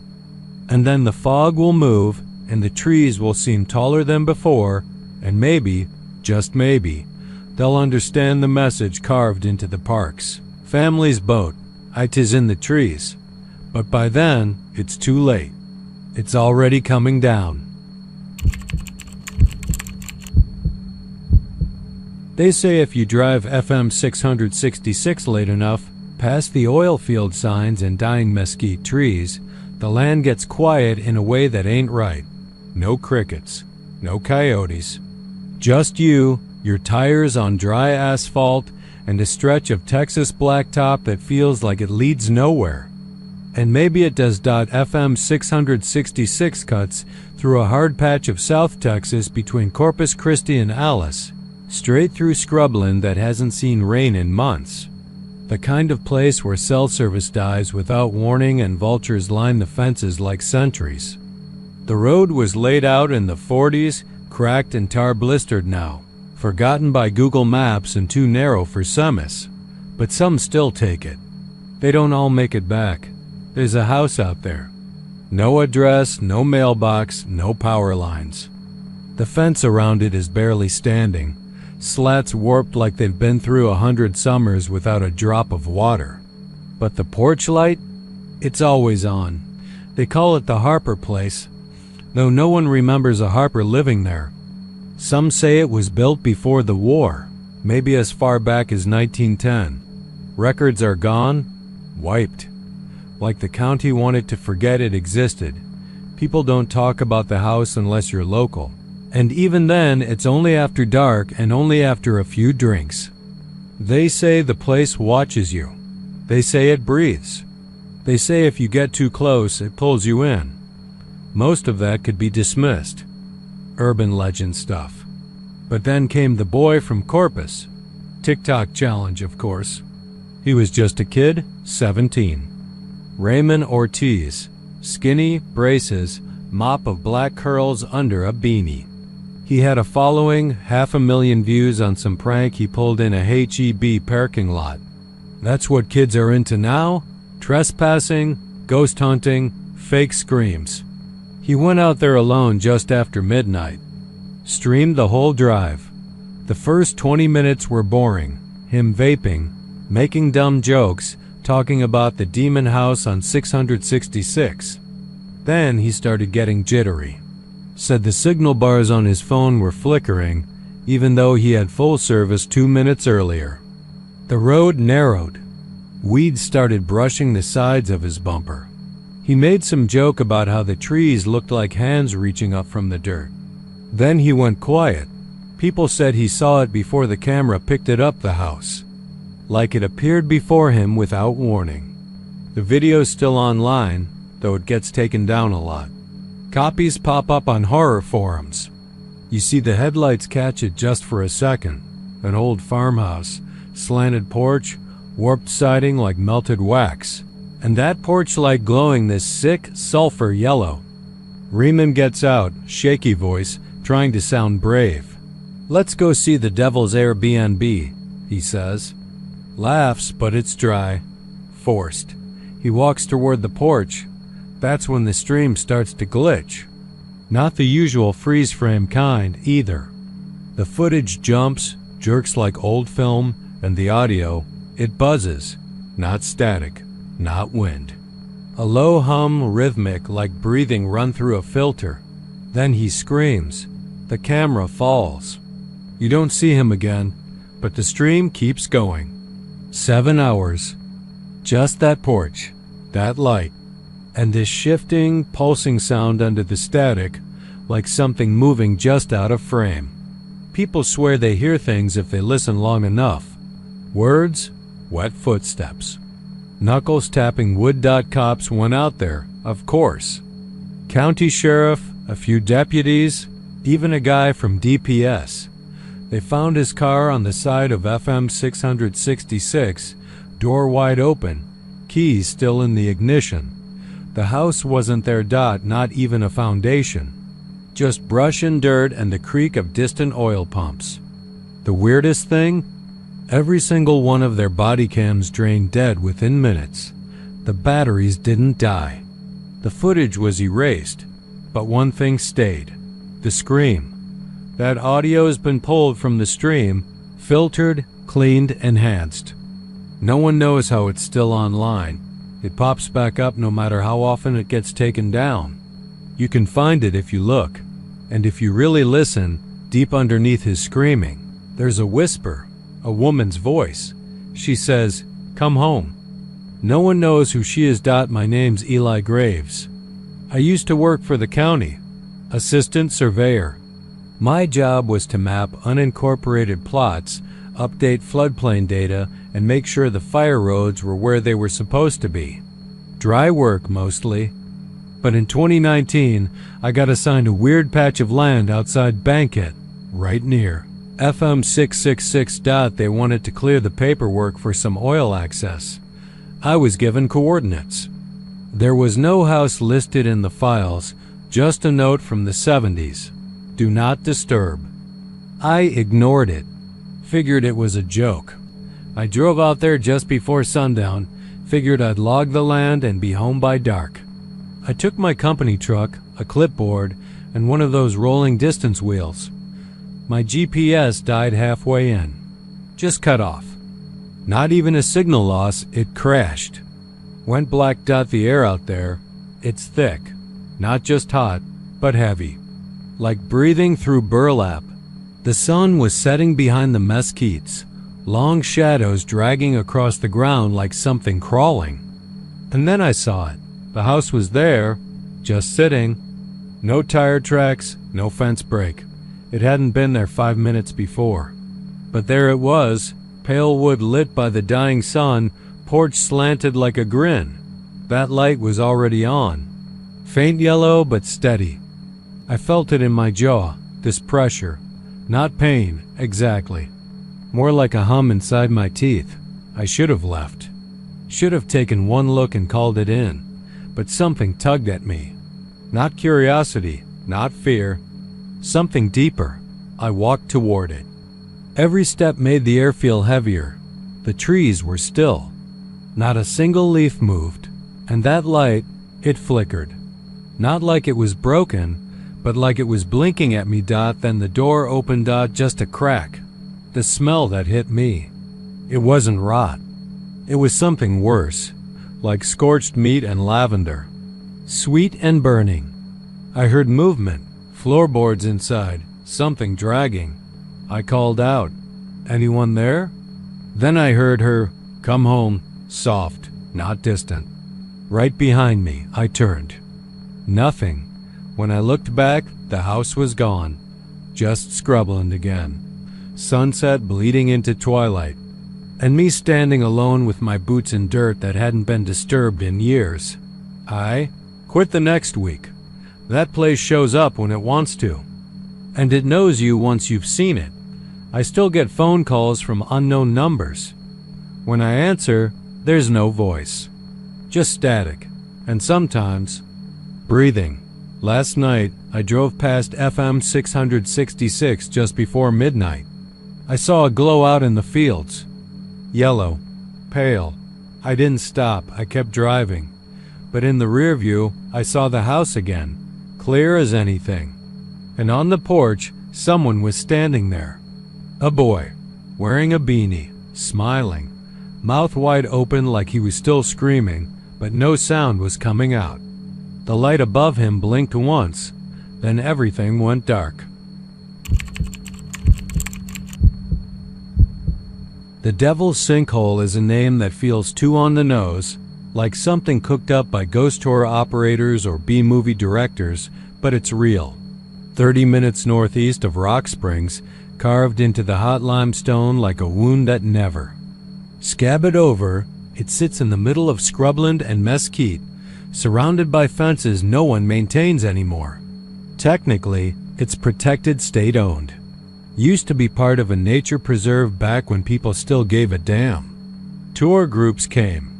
Through now and then, binoculars dangling from their necks like trophies, smiling about the bat colonies that poured out at dusk like smoke from hell. But the real reason no one goes anymore, no matter what the brochures say, has less to do with the bats and more to do with the silence that falls when you get too close. I went there in late July of 2019. I was writing a book about forgotten places in Texas backroad Americana, vanished diners, ghost towns swallowed by brush. The sinkhole was a detour, an afterthought, a bullet point in a guidebook that had yellowed with time. I remember the road. There was mostly gravel and goat trails winding through ranchland so dry the dirt cracked like scales. The sun pressed down on everything, heavy as a migraine. I didn't expect anything weird. I wasn't chasing legends. I had a Nikon, a few notebooks, and a sense of curiosity. But when I stepped out of the rental car and made my way to the fenced overlook, the first thing I noticed wasn't the view, it was the sound. Or the lack of it. No insects, no birds, not even the wind. The air just stopped, like someone had pressed pause. The hole itself was a jagged black mouth, 40 feet across at the lip, widening underground into a chamber almost 100 feet wide and 400 feet deep. It felt alive, not metaphorically. I mean, it felt like it breathed. Hot air rose in strange gusts, not steady like heat from pavement, but pulsing, rhythmic. I crouched by the edge, gripped the steel railing, and stared down until the pupils of my eyes felt like they were stretching towards something I couldn't see. Then came the smell. It hit like a wave sulfur, but not quite. More like something rotted and scorched, like meat left on a fire too long. I backed away, mouth dry, stomach twitching, and decided I'd seen enough. I took one photo. Just one. I didn't even look at it until that night in the motel room. And when I did, I saw something I hadn't noticed. A blur of red down near the base, like the smear of a flare or blood, reflecting light that wasn't there. That's when I started digging into what happened to Ranger Clay Harbinger. It wasn't easy. The state had buried the incident under a pile of bureaucratic sludge. Equipment failure, unverified testimony, reassessment pending. But the first found his sister Lena in San Angelo.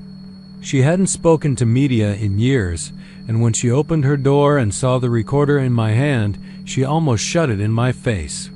I told her I wasn't a reporter. I told her I just wanted to know what really happened. She made me leave my phone outside. Told me not to repeat her words anywhere official.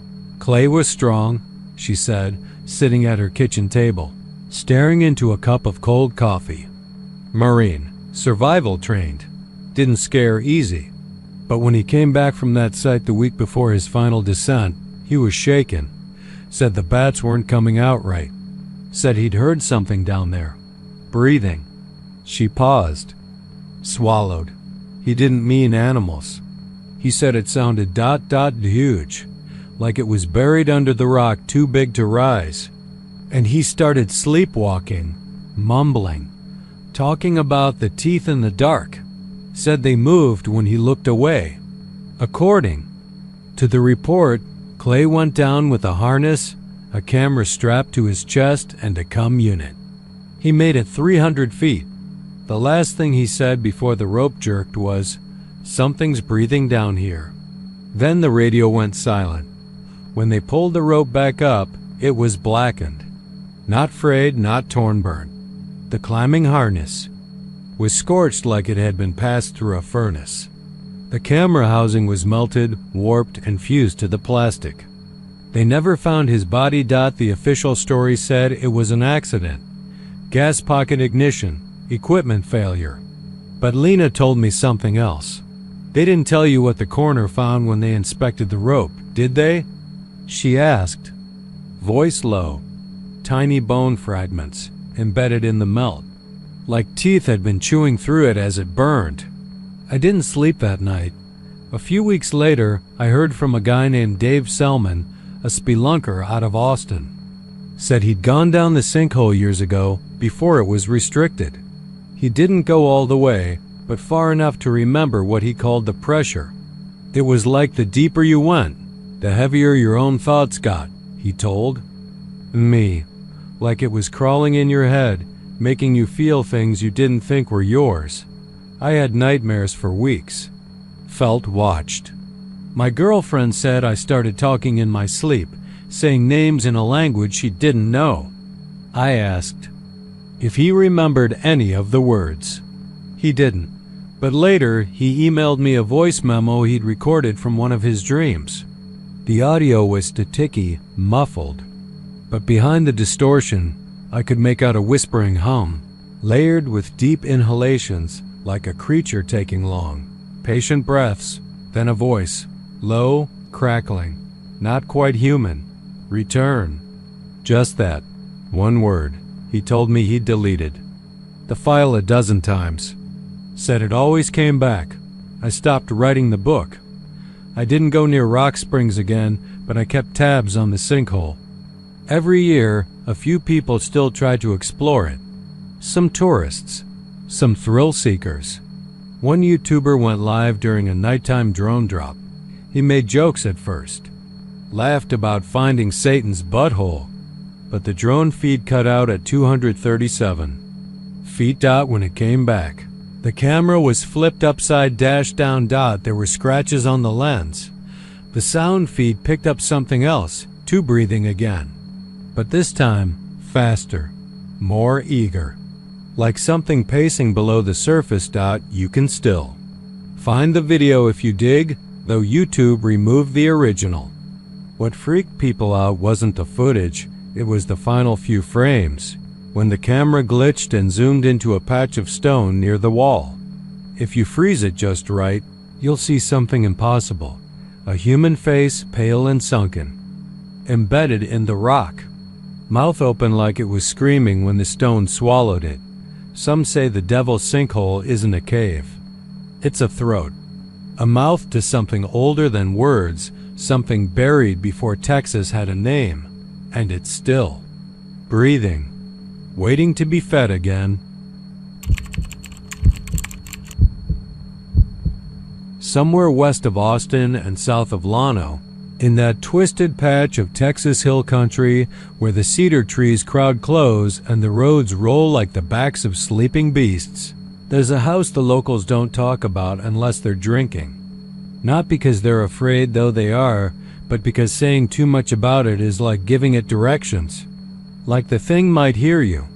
The stories say it moves, not just changes appearance or shifts with the light like a mirage. It moves, walks, turns. Sometimes it leans down, like it's trying to hear you back.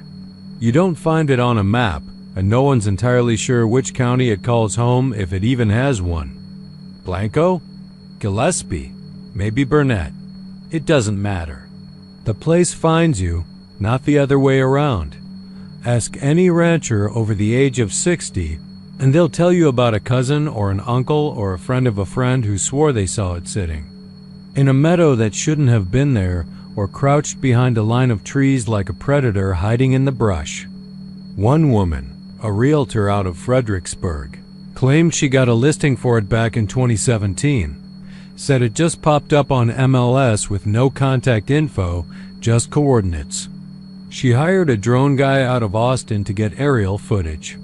He made it as far as the Blanco-Kendall County line before calling her, voice shaking. Told her he got it on camera.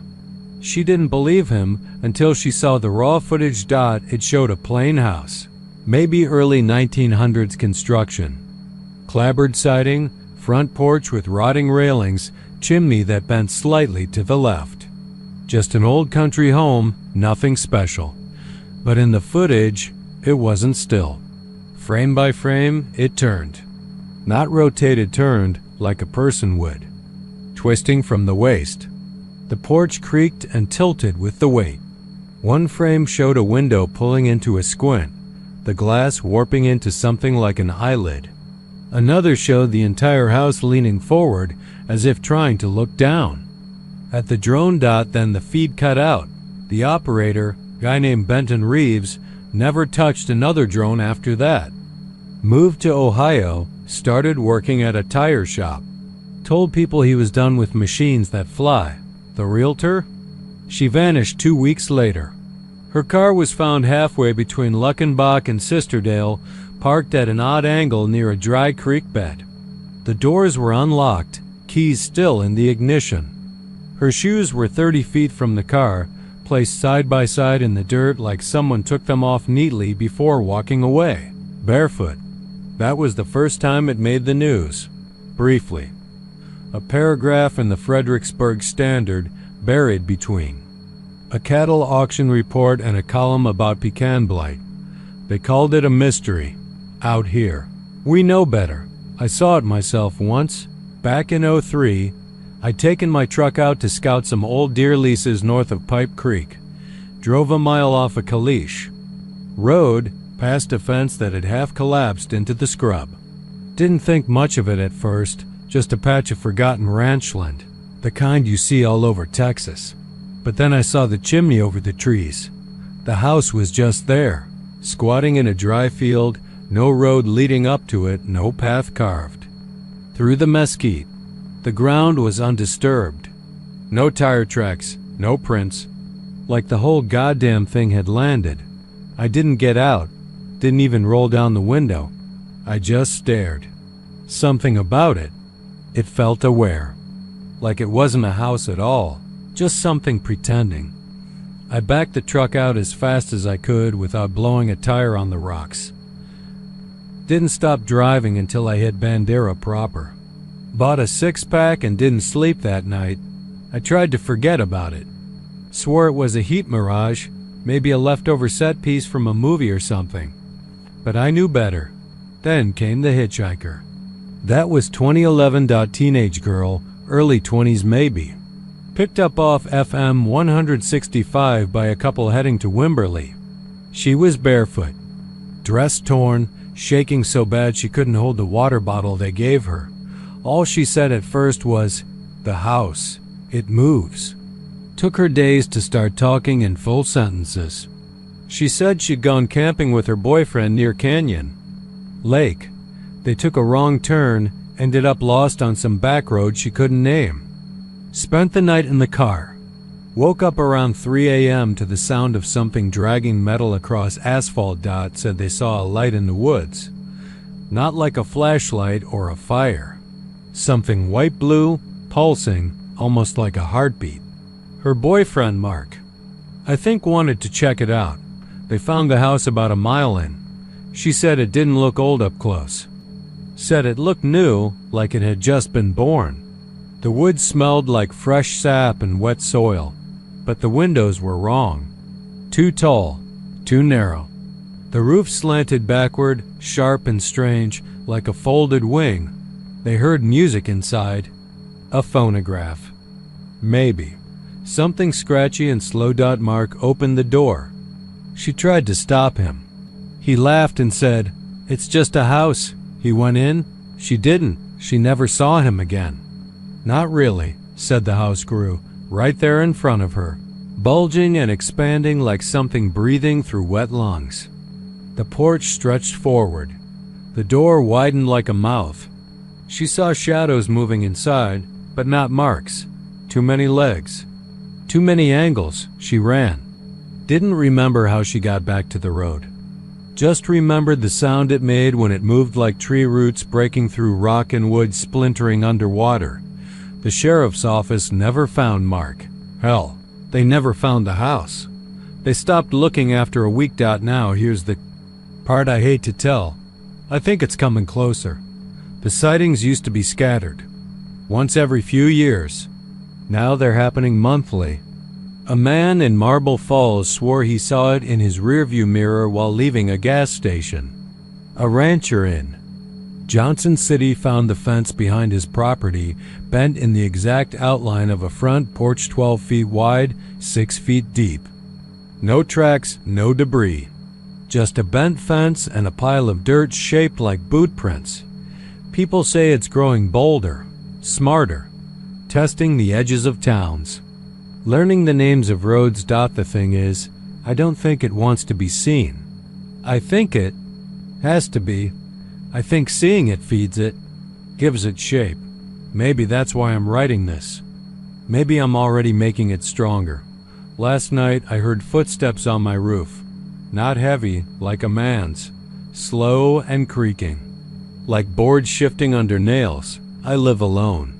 I don't have an attic. This morning I found a splinter of wood in my bed. Old, weathered, painted white. Smelled like cedar and blood. I think the house is looking for a place to stop. Maybe a neighborhood this time. Maybe your street. Maybe. It's already here. They say the Rio Grande breathes in the summer, exhaling heat so thick it clings to your lungs like oil. The river cuts through the desert like a wound, brown and swollen, full of secrets it doesn't care to share. Along the Texas border, near Presidio, the land is hard and mean. The heat doesn't just bake you, it breaks you. Ranchers tell stories of men who wander too far and never come back. Of shapes seen at dusk that vanish when the light fades completely. Most folks chalk it up to cartel activity or bad luck, but the old-timers, they remember the tunnels. Back in the 1930s, Prohibition made smugglers rich. Whiskey and opium weren't the only cargo slipping through the southern border. Men and women. Weapons, things no one ever cataloged. The smugglers carved a honeycomb of crude tunnels under the Rio Grande, stretching for miles beneath the desert floor. They say some ran from Presidio to the outskirts of Ojinaga, others deeper, older even than the Spanish missions, with stonework that didn't match anything Mexican or American. Over time, they were abandoned. Many collapsed, some sealed by the Border Patrol. But the ground doesn't forget. Neither did the things buried beneath it. Last July, 5 local thrill seekers decided to find one of the collapsed entrances. College kids mostly, bored and half-drunk on mezcal, chasing TikToks and ghost stories. They'd heard of a breach in one of the old culverts near Shafter, just a few miles north. There'd been a flash flood the month before. Washed out the mouth of an arroyo and revealed part of a tunnel. Cracked wide, slumped inward like a jaw trying to speak. The boys packed headlamps, GoPros, and a week's worth of bad decisions. Only one came back. His name was Eli Mendoza, 22, El Paso native. Not a bad kid, just hungry for something bigger than himself. They found him wandering the road near Redford 2 days after they'd gone in. Shirtless, caked in mud, eyes blank as desert stone. His fingernails were gone, pulled off. He was gripping something in his fist, a soup spoon. Blood dulled. The cops said it took 3 officers to pry it from his hand. That's when they noticed what he'd done with it. He'd gouged his ears out, not just torn them or cut the lobes. He'd dug, scooped deep, all the way into the canals. The ED doc threw up after seeing it. No one could explain how he stayed conscious long enough to finish the job. The only thing Eli said before he passed out was this: "They call your name until you answer." The authorities wrote it off as trauma-induced psychosis. The other 4 were never found. Not a trace. The tunnel collapsed again 2 days later. During a minor quake no one felt, like the earth sealed itself shut. I didn't believe it, not at first. I was a reporter for a regional paper out of Del Rio. We got a tip about Eli, saw the story, did a piece. That should have been the end of it, but something stuck with me. A detail no one else printed. The sheriff mentioned offhand that Eli had said something walks without footsteps. That phrase stuck in my brain like a thorn. Something about it didn't sit right. So I started digging old border maps, smuggler records.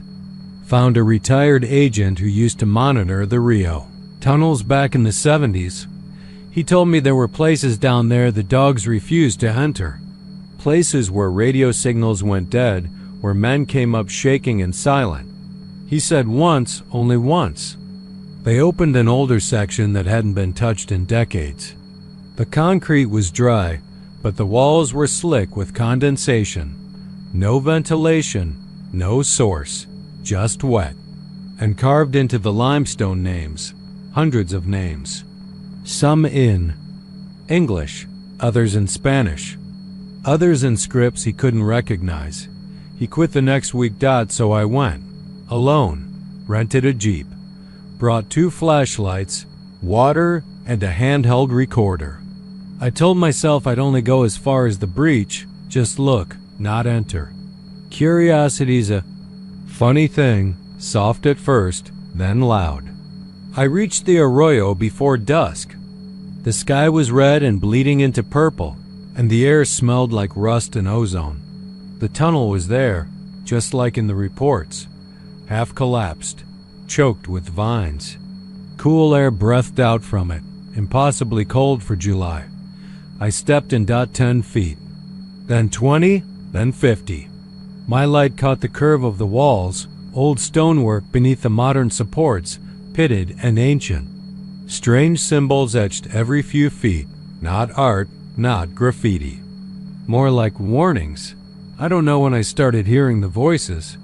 At first it was like wind through pipes, then murmurs, then distinct syllables. They were saying my name, softly, repeatedly, from ahead, from behind. From within the stone itself, I turned off my recorder, sat down, tried to breathe. The air grew thick, wet. It began to smell like old blood and river silt. My flashlight flickered, and in that strobing dark, I saw movement, not a figure. Not really. More like a displacement. Like the space itself was bending, stretching, as if something was walking, but not using legs. No sound, no weight. But the walls trembled. It moved toward me. I backed out, fast. Tripped once, sliced my palm on the stone. But I didn't stop. I didn't look back. I climbed out of the tunnel and into the heat of the night, gasping, shaking. I never went back, but something did. That night in my motel, the lights buzzed nonstop. The water in the sink ran red for a second before clearing. I woke up to scratches on my window, second story. And worst of all, at 3:12 a.m., I heard my name, spoken not from the hall, not from the street. From inside the walls. It hasn't stopped. I moved cities, changed phones, threw the recorder in a river. But at night, when things get quiet, really quiet, I hear it again. A whisper. Calling my name. And I know now why Eli did what he did, because the voices don't stop. They just wait. They speak softly. They learn your name. They wear it, like a key. And when they're sure you're listening, they come through. There's something under the Rio Grande, older than the smugglers, older than the tunnels. It calls out from the cracks in the stone, from the forgotten spaces beneath. The dirt, it waits for ears. It waits for names. And when it knows you're listening, it walks without footsteps. The desert around Terlingua holds heat the way a dying man holds a secret, tight, desperate, and long past reason. The land there isn't flat like the northern plains or rolling like the hill country. It's jagged and harsh, broken by canyons that look torn into the earth by something angry. The sun burns but doesn't bleach it.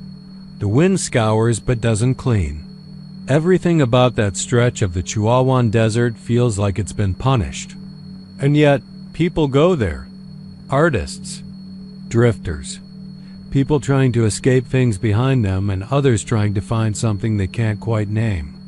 Terlingua itself is barely a town, just a scattering of adobe, trailers, and dreams gone brittle under the weight of sun and silence. There's a place just west of town, past the gravel service roads and forgotten mine trails, where the land dips into a shallow gorge. Locals call it the Screaming Cliffs. Not officially, it's not on the maps or park pamphlets, but everyone knows what you mean when you ask. And if you ask, they'll stare at you too long before saying anything. Some will pretend not to have heard. Others will give a simple answer that ends the conversation. Don't go there. But of course, people do. The story starts in the usual way, with a group of out-of-towners who didn't believe in stories. They called themselves Southwest Specters, a YouTube ghost hunting crew that had built a modest following online chasing myths across New Mexico and Arizona. Their formula was simple. Find a creepy local legend, camp overnight, film everything, and stir the pot just enough to goose a few thousand views. It was mostly smoke and mirrors, night vision tricks, weird sound edits. The leader of the group, a tall guy named Jared Wolf, knew it was all bullshit. But clicks were clicks, and Terlingua's Screaming Cliffs sounded like gold. They arrived 2 days before the full moon. The four of them rented a house near Study Butte, made the rounds at the local dive, asked the right kinds of questions. Bartenders laughed them off. One old woman spat on the floor when they asked about the cliffs. A grizzled man in a sun-bleached Stetson told them the screaming only came at night, and that the cliffs were hungry for people who don't listen. He said it in a voice so low they had to lean in to hear. Then he walked out without another word.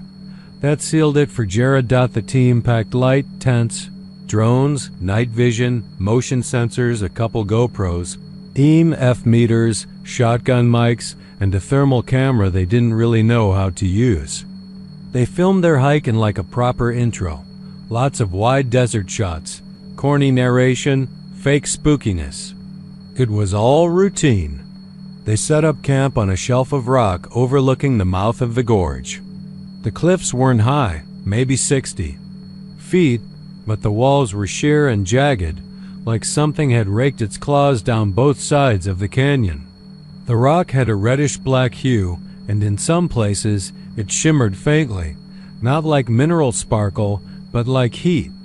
But the thermal camera didn't pick anything up, just rock. Cole. Jared did a walk-and-talk vlog bit at sunset, sitting on the edge of the cliff. Some say the scream started after the mine collapse in 1912. Others blame the burial sites of ancient tribes disturbed by oil surveyors in the 60s, but none of that's been proven. Tonight, we're going to find out for ourselves what's really going on out here. He winked at the camera. They lit a fire, cooked some dehydrated chili, passed around cheap beer. Standard ghost hunting preamble. At 9:30, the wind picked up. No clouds, just a rising hum in the air like pressure building. Behind a wall. The first sound came at 10:17 p.m. It wasn't a scream at first. More like breathing, shallow, wrong, not quite animal, not quite human. The kind of sound you make when your chest is crushed but you're still alive. Then the moaning started. A long, drawn-out cry that stretched across the canyon like it was coming from under the ground. The cliffs reverberated with it, turning it into a chorus. The gear picked it all up, clear as day. Jared whispered into his mic, "You hearing this?" One of the others, maybe Chris, the audio guy, muttered, "It's coming from below." At 11:02, the voices began. Not wails. Not cries. Voices. Talking. Disjointed. Layered. Male. Female. Old. Young. Words twisted by the rock, as if filtered through bone and earth and time. Some of the voices repeated themselves. Some seemed to argue. One of the recorders caught a woman saying, "We told you not to come," in perfect clarity, like she was standing right behind the mic. But no one was. The temperature dropped 10 degrees in 5 minutes. The fire guttered for no reason then, flared high enough to scorch one of the tents. The camera footage showed no wind. No cause. Then the screaming started in earnest. It came all at once. Hundreds of them. It seemed anguished, animalistic. Some sobbing, some howling, some whispering. No, no, no. Over and over.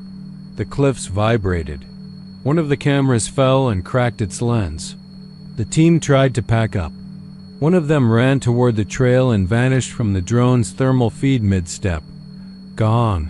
No heat trace. No footprints. Just gone. The others followed soon after, one by one, not dragged, not pulled. Taken. The last frame caught by the stationary. Camera shows Jared standing at the edge of the cliff, blood running from his ears, staring down into the canyon. His mouth moved, but no sound came out. He dropped to his knees. Looked up, then the feed cut. Their car was found the next morning by rangers on patrol, parked haphazardly, keys in the ignition. Camp was found that afternoon. Gear scattered. Number. Bodies. No signs of struggle, but everything had been burned. Not by fire, not charred, but melted. Like the plastic and metal had been cooked from the inside out. The SD cards somehow survived. When law enforcement reviewed the footage, the screaming continued after the team was gone. 4 hours. Then, just before dawn, a new voice joined. A fifth voice. Male. Hoarse. Familiar. Jared. He said, "It's not cliffs. It's under them. It's alive. It remembers. And it hates." Then silence, for a full 20 minutes. Then a whisper, "We told you not to come." The case was closed as a missing persons file. Locals say the sheriff's office has a locked drawer with the original footage, and that sometimes, on certain nights, when the full moon's out and the wind dies down, the desert echoes with a scream that sounds like it was born long before. Men walk the earth. Something waits beneath the screaming cliffs of Terlingua, and it never forgets. It was supposed to be the future. The city had ambitions, real ones, compete with Chicago, surpass St. Louis, a subway line that would run east to west, deep beneath the streets of downtown, linking the mercantile district to the growing neighborhoods of Oak Cliff. They called it the Interurban Spine Project. 6 tunnels were planned. 5 were partially dug. One, Tunnel 6, was never officially begun. That's the story, at least. The official record stops at Tunnel 5 beneath Main Street, which was sealed in '39 after a cave-in killed 2 workers. Funding dried up, politics got messy, and the whole project was quietly abandoned. Most people forgot about it. You won't find a single public blueprint past Tunnel 5, but people who work beneath the city, maintenance crews, sewer teams, transit planners, they know better. Tunnel 6 is real, and they don't go near it, somewhere down below. Dealey Plaza, where the layers of old Dallas stack like sediment, Confederate brick, Prohibition concrete, Cold War steel, the entrance waits. It's not marked. It's not lit, but it's there. The first confirmed case that made the news was in 1998. A man named Jarrett Poe, local freelance photographer, ran a blog where he posted long, meandering urban exploration videos crawling through storm drains, condemned factories, shuttered power stations. Real underground stuff, the grainy camcorder kind. His last video showed him entering a maintenance tunnel off a parking garage near Commerce Street. It wasn't labeled. He said he'd found something strange, a door with no lock, no hinges, and old red paint flaking off it like blood. He said he thought it was the rumored Tunnel 6. He never uploaded what he found inside, just static. Then the footage cut to him, days later, on the street, barefoot and wild-eyed, screaming in what sounded like German. When they picked him up, he was gray-haired, face gaunt and sunburnt, voice hoarse from screaming. He was 31. Looked 60. He died 3 days later in the county hospital. Stroke toxicology showed nothing unusual. No drugs, no trauma. His brain had just quit. Autopsy photos showed calcified arteries more in line with an 85-year-old man. The press said heat stroke. A few conspiracy forums said time dilation. One comment said, "He's lucky he came back at all." That was the beginning of the obsession. By the 2010s, Tunnel 6 had become something of a legend among explorers, a lost place, a portal. The way people talked about it, you could almost believe it was alive. There were stories. Always stories. One kid, 17, maybe 18, showed up on a Dallas subreddit, claiming he found the tunnel in a storm runoff chamber west of the Trinity River, posted a map and a screenshot, said he was going in that Friday. He didn't. Post again. But 2 months later, a maintenance worker reported a naked, young man curled in the corner of an electrical substation near Bishop Arts. He was catatonic. When they brought him in, doctors said he was severely dehydrated, anemic, covered in soot. He had lesions on his feet like he'd been walking on hot stone for days. They found strange scars on his arms, tiny circular brands, like ring-shaped burns. He wouldn't speak, but he would hum, under his breath, a strange lullaby no one could identify. It wasn't until later that a visiting linguist traced the melody to a Civil War-era hymn popular among Confederate soldiers. It hadn't been heard in over 100 years, And it wasn't the last time. A small group went missing in 2017. 3 people from Austin, experienced explorers.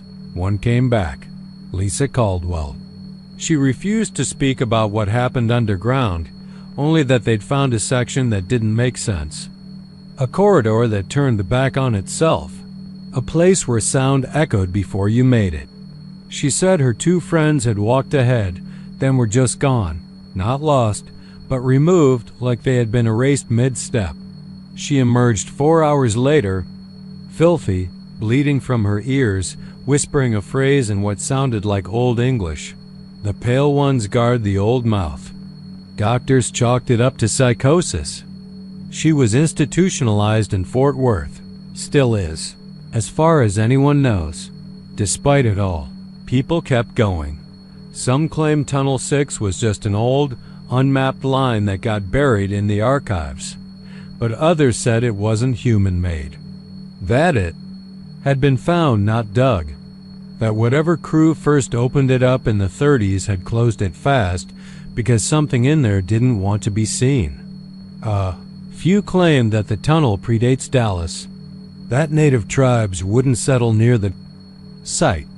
That Mexican soldiers in the 1800s wrote of a cold mouth in the earth, where the wind smells like iron and blood. There's no evidence for that, of course. But the stories lingered. I found it by accident.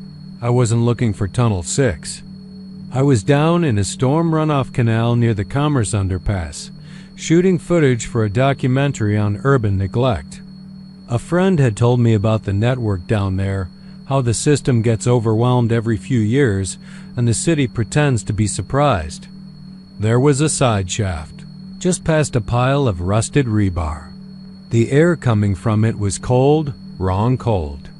Not the damp, mildewy chill of underground spaces, but sharp, metallic cold.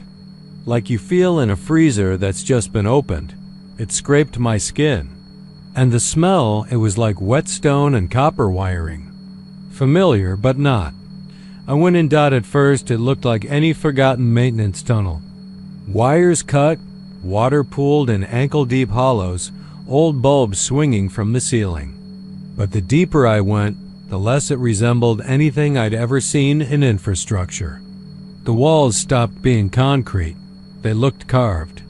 Not with tools, with pressure. Like something had pushed through the stone and left a path behind. The floor dipped. The light from my headlamp grew dimmer, not because of battery loss. I checked, but like the dark was eating it. There were markings. Not graffiti. Symbols. Repeating arcs, triangles within circles, blackened stains shaped like spirals. I heard voices. At first, I thought it was surface echo, but they came from below. From ahead, from behind. Not words, but syllables. Sounds. With no structure. Chanting with no rhythm. Like a language still being born. I turned to leave, but my path had changed. The tunnel behind me was longer. I could feel it. The walls weren't the same. The sound of dripping water had stopped. No echo. I was in something else now. I ran. I don't know how long I ran. It felt like hours. I fell more than once. My knees were bleeding.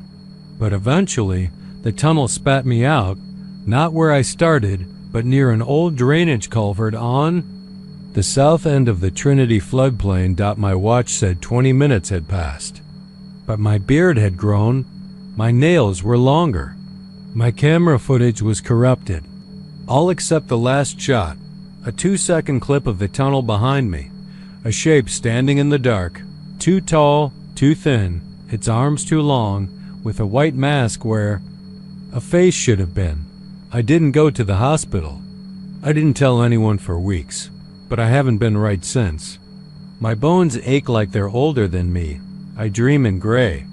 I hear whispering in the walls of my apartment, and sometimes I still smell that iron-cold wind. Tunnel 6 is real, and it's still growing. Smithville sits about 30 minutes southeast of Austin, nestled among pecan orchards and sleepy fields that look like they haven't changed in 100 years. The town has always felt just a little off-kilter, like a picture frame hung. Crooked and forgotten. Locals don't say much about the place. They just live in it. The way dogs sleep through gunshots once they've heard enough of them. Main Street is narrow and cracked, flanked by red brick buildings with ghost signs advertising 5-cent soda and barbershop shaves. There's a diner, a closed-down movie house, and a gas station that never updates its prices. Tourists don't stop here. And if they do, they don't stay. But smack in the middle of town, between a feed store and an abandoned drugstore, stands a clock tower that shouldn't be there. It's tall, too tall for a town that size. Maybe 5 stories. Made of dark limestone that doesn't match anything else in the county. No door, no plaque, no lights, just a narrow soot-stained spire that looms over Smithville like a finger raised in warning. And every night, without fail, at exactly 2:12 a.m., the clock tolls 13 times, not 12. Not once for each hour like it should. 13 people have tried to explain it, claim it's a mechanical glitch or some old wind-up mechanism no one's ever serviced. But no one's ever found a way inside. The city doesn't have any record of who built it or when. It's not on the blueprints or the zoning maps. Hell, it doesn't even show up on Google Earth. But it's there. Always has been. Ask the old-timers and they'll shrug. Tell you it's been part of Smithville longer than they have. One of those things you just live with, like the heat. Or the slow rot of small-town life. In 1997, a postal worker named Eddie Caro tried to climb it. Eddie was a good guy. Dependable. Quiet, the type who whistled while he sorted mail and always left dog biscuits in his pockets for the mutts along his route. He'd been talking for weeks about the tower, saying how it didn't sit right with him. Said it gave him dreams, dark ones full of gears and smoke and faces without eyes. He told his wife, Mary, that he was going to get to the bottom of it. Said he was tired of pretending the town wasn't being watched. She thought he was joking. One morning, Eddie didn't come home from his shift. They found his mail truck parked just off Main Street, still running, the headlights glowing faintly in the fog. His bag was inside, neat as ever, letters stacked like bricks. But Eddie was gone. At the base of the clock tower, they found his shoes, side by side, laces still tied, warm to the touch. The sheriff tapped on the stone with his nightstick, half expecting some hidden panel to open up. Nothing happened.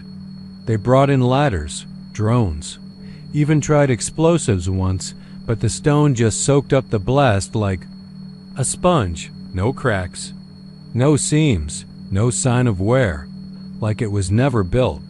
Just grown there. A week after Eddie vanished, Mary found a letter in their mailbox. No stamp, no postmark. Just her name, handwritten in block letters. The letter was blank except for one line. Thank you for your sacrifice. She moved away 2 days later. Left the house fully furnished. Never even sold it. Just packed a single suitcase, got in her car, and drove west. Nobody's seen her since. After that, people stopped talking about the tower altogether. Even the kids didn't dare mess with it. It became a kind of unspoken rule in Smithville. You could curse in church, cheat at cards, even spit on the sidewalk. But you never mentioned the tower. Not even when the bells rang 13 times in the dead middle of every goddamn night. Moved to Smithville 2 years ago. Got a job teaching history at the high school.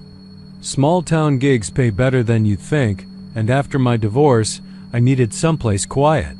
Someplace where the world didn't feel like it was constantly pressing in on me. I guess I thought Smithville would be boring, safe. But the first night I spent in my little rented house on Elm Street, I heard the bells. I'd stayed up late unpacking books and drinking beer, trying to ignore the emptiness of the house. Around 2 a.m., the air got real still, like the sound got sucked out of the world. No crickets, no wind, just dead silence. Then came the bells, low and metallic, each note drawn out just a little too long. They seemed to come from everywhere and nowhere all at once. I counted 13 rings. And then silence again, like a held breath. I asked my neighbor, Old Man Dupree, about it the next morning. He just stared at me for a long time, then went back to trimming his hedges. That's how they all are here. Closed up, hollowed out. Like they've all seen something and agreed, silently, to pretend it never happened. But I can't stop thinking about the tower. It doesn't make sense. None of it does. I've researched every local archive, talked to surveyors, gone through every building permit filed since 1880. Nothing. No mention. It's like it exists outside of time. Like it came from under the town instead of above it. Last week, I decided to walk by it after midnight. Main Street was empty. The windows of the storefronts looked like blind eyes, and even the streetlights seemed dimmer than usual. The tower loomed above, black against the stars, its clock face glowing faintly. Though I couldn't tell what lit it. As I got closer, I felt a pressure behind my eyes, a humming deep in my bones. Not a sound exactly, more like something old and slow waking up, something that noticed me. At 2:12, the bells rang again, but this time I swear I saw movement at the top, not a person. Not quite. More like a shape, hunched and trembling, as if something had pulled itself halfway into this world and wasn't sure it liked what it found. I backed away, fast. Didn't stop until I got home, locked the door, turned on every light. Since then, I haven't slept much. I hear ticking everywhere, faint, just at the edge of perception. Like a clock buried inside the walls. Yesterday, I found a letter on my doorstep. No return address. Inside was a blank sheet of paper with one sentence printed in block letters. It has chosen you. Tonight, I think I'll try to climb the tower. I don't know why. It's not a choice, really. It feels more like gravity. Like the clock's ticking isn't measuring time anymore. It's measuring me. And I keep thinking about those bells. Why 13? Why that exact time? I think it's a countdown, not to midnight. Not to death. To opening. If you find this, don't come looking. Don't try to understand. Just leave Smithville behind and never look back. Because I think the tower was never built here. I think it was sealed. They still call it the Strip, even though it's barely clinging to life anymore. A jagged few miles of broken pavement and gutted neon signs along old Route 66 on the east side of Amarillo. Before the interstate came through and butchered the Mother Road, this place used to buzz families in station wagons.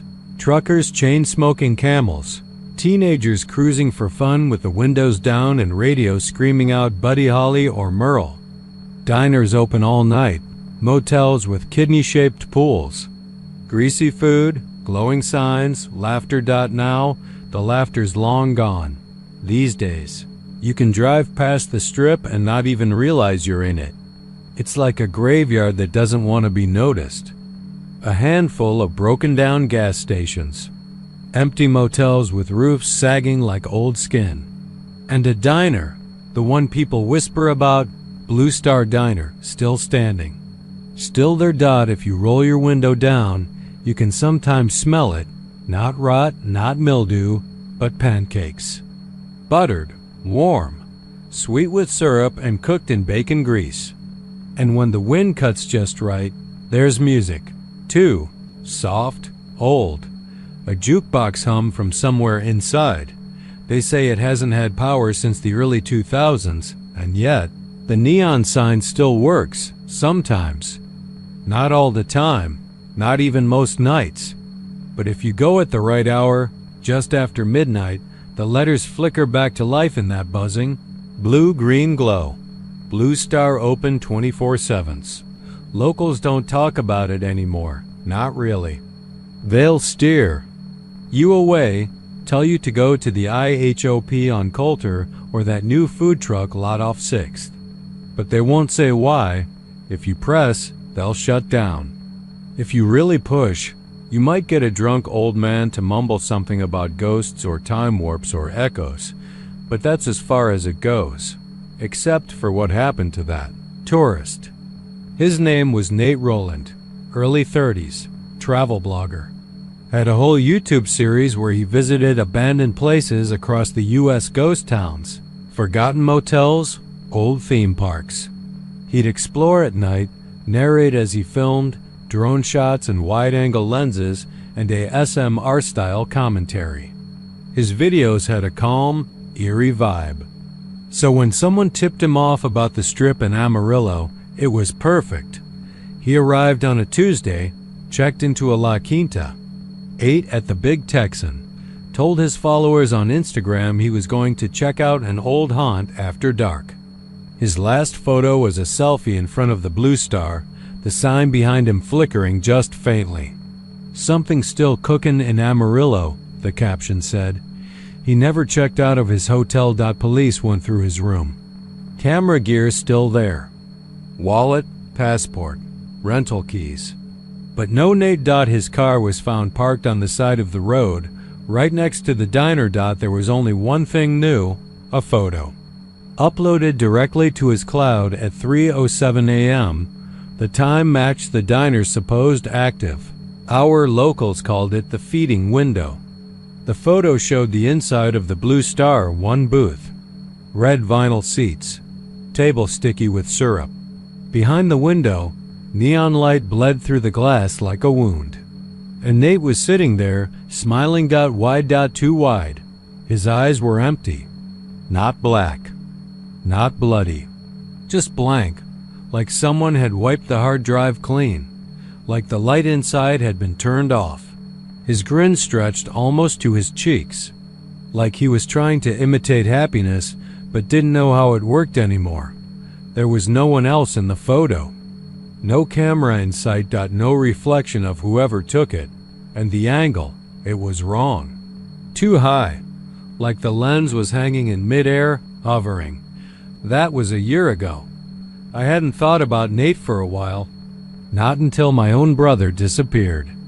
Jonah. He wasn't a travel blogger. He wasn't chasing ghosts. He was just restless. Divorced, laid off, drifting. Said he needed to get away for a while. Clear his head, he texted. I hadn't heard from him in weeks, and then I got a message. No words. Just an image, uploaded to our shared family cloud. Blue Star Diner. Booth in the corner. And there was Jonah, sitting alone. Same smile. Same eyes. Same nothing. That's why I came to Amarillo. I'm not a believer. Not in ghosts. Not in demons. But I believe in places. I believe there are scars in the earth. Places that remember things too terrible to let go. And I believe the Blue Star is one of them. I got there at midnight sharp. It looked like any old diner if you squinted. Peeling paint. Windows smeared with decades of dirt. A dead payphone out front, but the sign was lit. Just barely. Blue Star open 24/7. The letters buzzed. The O in open kept flickering out. The door was unlocked. Inside, it smelled like pancakes. Warm and fresh. The kind our mom used to make on Sunday mornings before she got too tired, too sick. It hit me like a memory, but not mine. It was someone's memory, and it wanted me to feel it. The booths were dusty, vinyl cracked. But one, the corner booth, was clean, almost polished, as if someone had just eaten there and wiped the table down afterward. There were no sounds, no music, just that smell. I pulled out my phone. The camera app glitched, flickered. I turned it to selfie mode. My own face looked warped, like I was smiling when I wasn't, like my mouth didn't match what I felt. My eyes looked gray, dead. I dropped the phone. It slid under the table. When I bent down to get it, I heard something move in the kitchen. Not a rat, not a drip, footsteps. Slow, deliberate. I backed out fast. Heart pounding. The jukebox kicked on. No one touched it. The song was Blue Moon, soft and warbled, like the record was water damaged. The lights above the booth came on. Soft yellow glow. And then I heard him. "Hey, man." My brother's voice. I turned. He was sitting in the booth, same smile, same clothes he wore in the cloud photo.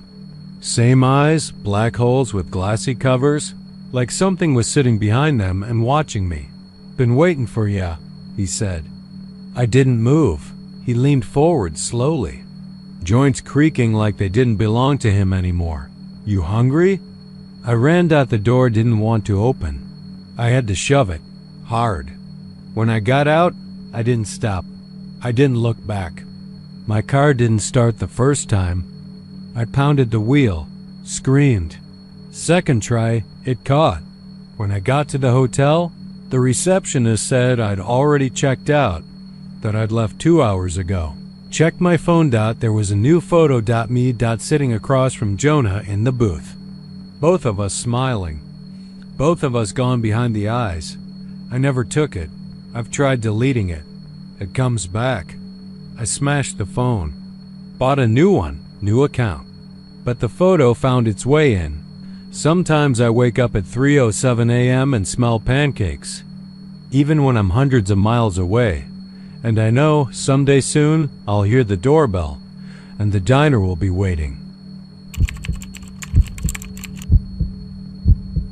There's a stretch of country in far west Texas that the maps won't claim.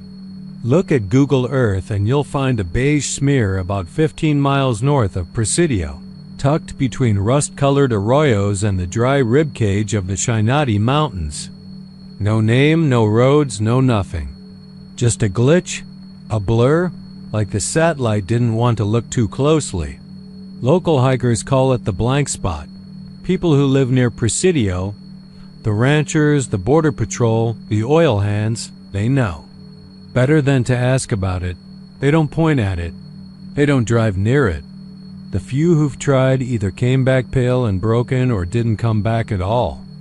I didn't believe any of that crap when I first heard it. My name's Travis Mullen. Used to be a freelance journalist.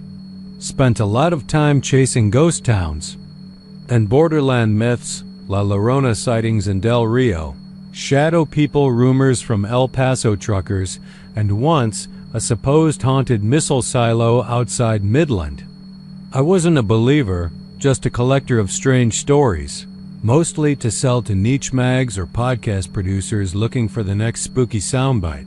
I heard about the blank spot from a park ranger named Danvers who used to work the Big Bend trail loops. We were drinking long necks behind a cantina in Marfa, just shooting shit about desert weirdness. He said, "There's a place west of here the GPS don't like. You start walking that way and your compass spins. You'll see a road that ain't there, a town that don't stay put. You get seeing, you're done." That night, drunk and curious, I punched the coordinates he gave me into my Garmin. It marked nothing but scrubland. No road, no buildings, no man-made anything. But it did show a faint topographic depression shaped like a bowl, perfectly round. Man doesn't make shapes like that by accident. 2 weeks later, I was headed out. With a pack, 2 GoPros, my DSLR, a drone, and enough water to last 4 days. I also carried a Sig Sauer P365, which I had a concealed license for, even though I'd never needed it for more than coyotes. I told my girlfriend I was heading to study some ruins near Terlingua. She didn't ask questions. We were on the edge of a breakup anyway. I parked my Jeep about a half-mile off Highway 67 and started hiking north into the scrub, following a hand-drawn sketch Danvers had scrawled for me on a napkin. It took me half the day to get close. The land sloped into a basin filled with low mesquite and cholla. The farther I went, the quieter it got. like the world was putting a hand over its mouth. At exactly 4:37 p.m., my phone pinged a cell tower and sent off a scheduled GPS ping to my email. I kept moving. That ping would be the last thing anyone ever heard from me. I found the road an hour later. It wasn't on the map, not on satellite, not even on the old USGS topo charts I'd downloaded. It was a faded, one-lane dirt track that curved unnaturally east, like it wanted me to follow it, and I did. I followed the road until the wind stopped. I don't mean it died down, I mean it stopped. Dead silence, no breeze, no insects, no sound of boots crunching gravel. I looked. Up. The sky had turned the color of old dishwater. The sun was a pale coin behind thick haze. My skin crawled. Then I saw the town. It came into view like a mirage, but it didn't shimmer or fade. It snapped into reality. 1 second it wasn't there. The next buildings, an old gas station with rusted pumps, a squat brick diner with sun-bleached letters that read "Eat" above the door, a 2-story motel with broken shutters hanging limp like dead tongues, but no people, not a single person. Not a bird, not a car, not a whisper of life. Just those buildings standing in the dust like they were waiting for something. I filmed it. Shot stills. My hands were shaking, but I told myself it was just the adrenaline. Towns don't just appear. There had to be an explanation. A forgotten movie set. An abandoned project. I stepped into the gas station first. It smelled like dust and rubber and something sour underneath. The walls were lined with shelves still stocked with ancient cans of beans and powdered milk, all labels faded to yellowed ghosts. There was no dust on the counter. No spiderwebs. That's what struck me. It should have looked abandoned. But it didn't. It looked ... Pause. Then a door creaked open behind the counter. No one was there. I backed out fast and crossed the street to the diner. My boots echoed on the cracked blacktop. Every building was in the same condition, not ruined, not weather-worn, just empty. Like the people had stepped out 5 minutes ago, I took photos of a jukebox in the corner of the diner. It was playing. Nothing, but the lights blinked slowly, steadily. There was no power line running to the building. That's when my phone buzzed. One new message from my satellite SMS app, sent to my girlfriend automatically. They see me now. Only I hadn't typed that. I stared at the message until a sound made me jump, a soft, rhythmic thump thump thump from upstairs in the motel across the street, like someone pacing. Bare feet on old boards. I should have run. I know that now. But I was caught between fear and fascination. I crossed the street and pushed the door open. It swung wide on silent hinges. The lobby was cold. Not desert night cold, meat locker cold. And the air smelled like old pennies and something fouler underneath, like mildew and rot. I called out, "Hello?" Footsteps stopped. Silence. Then a door on the second floor creaked open. That's when I heard the voice. A whisper. Right behind my ear. No breath. No body. Just a whisper that wasn't made by lungs. It said, "Don't look up." I froze. Every hair on my arm stood up. I didn't want to turn around. I didn't want to look anywhere. My legs wanted to run, but my brain kept screaming, "Don't look up." I looked up. And saw the faces. Dozens of them. Pressed against the ceiling like drowned corpses held in gelatin. Pale, eyeless, mouths open in silent howls. One of them, I swear to God, looked just like me. That broke me. I turned and ran. I don't remember how I got out of that motel. I don't remember crossing the road. My next memory is tearing. Through the scrub brush, flashlight bouncing wildly, bleeding from both hands, lungs burning. I reached the Jeep at 2:14 a.m. and peeled out so hard I almost flipped it. I didn't stop until I reached the gas station outside Marfa, where the clerk Asked if I'd been in an accident. I told him I fell off a ridge. He nodded but didn't believe me. My gear was fried. SD cards corrupted. Photos gone. Video blank. GPS logs erased. The only thing that remained was that one satellite text. They see me now. Time stamped at 5:11 p.m. I left Texas a week later. But something didn't leave me. At night. Sometimes I wake to silence. No crickets. No cars outside. Just that soft whispering hum, like breath inside my pillowcase. And last week, I took a photo of myself on a hiking trail in Colorado. When I zoomed in later, something was wrong with the background. In the far-off corner, near a stand of aspens, was a building, a rusted gas station, with a broken sign that read, "Eat." And just beyond it, in the grainy shadow, a figure, smiling, waiting, because once you see the town with no name, it sees you back. And it never forgets.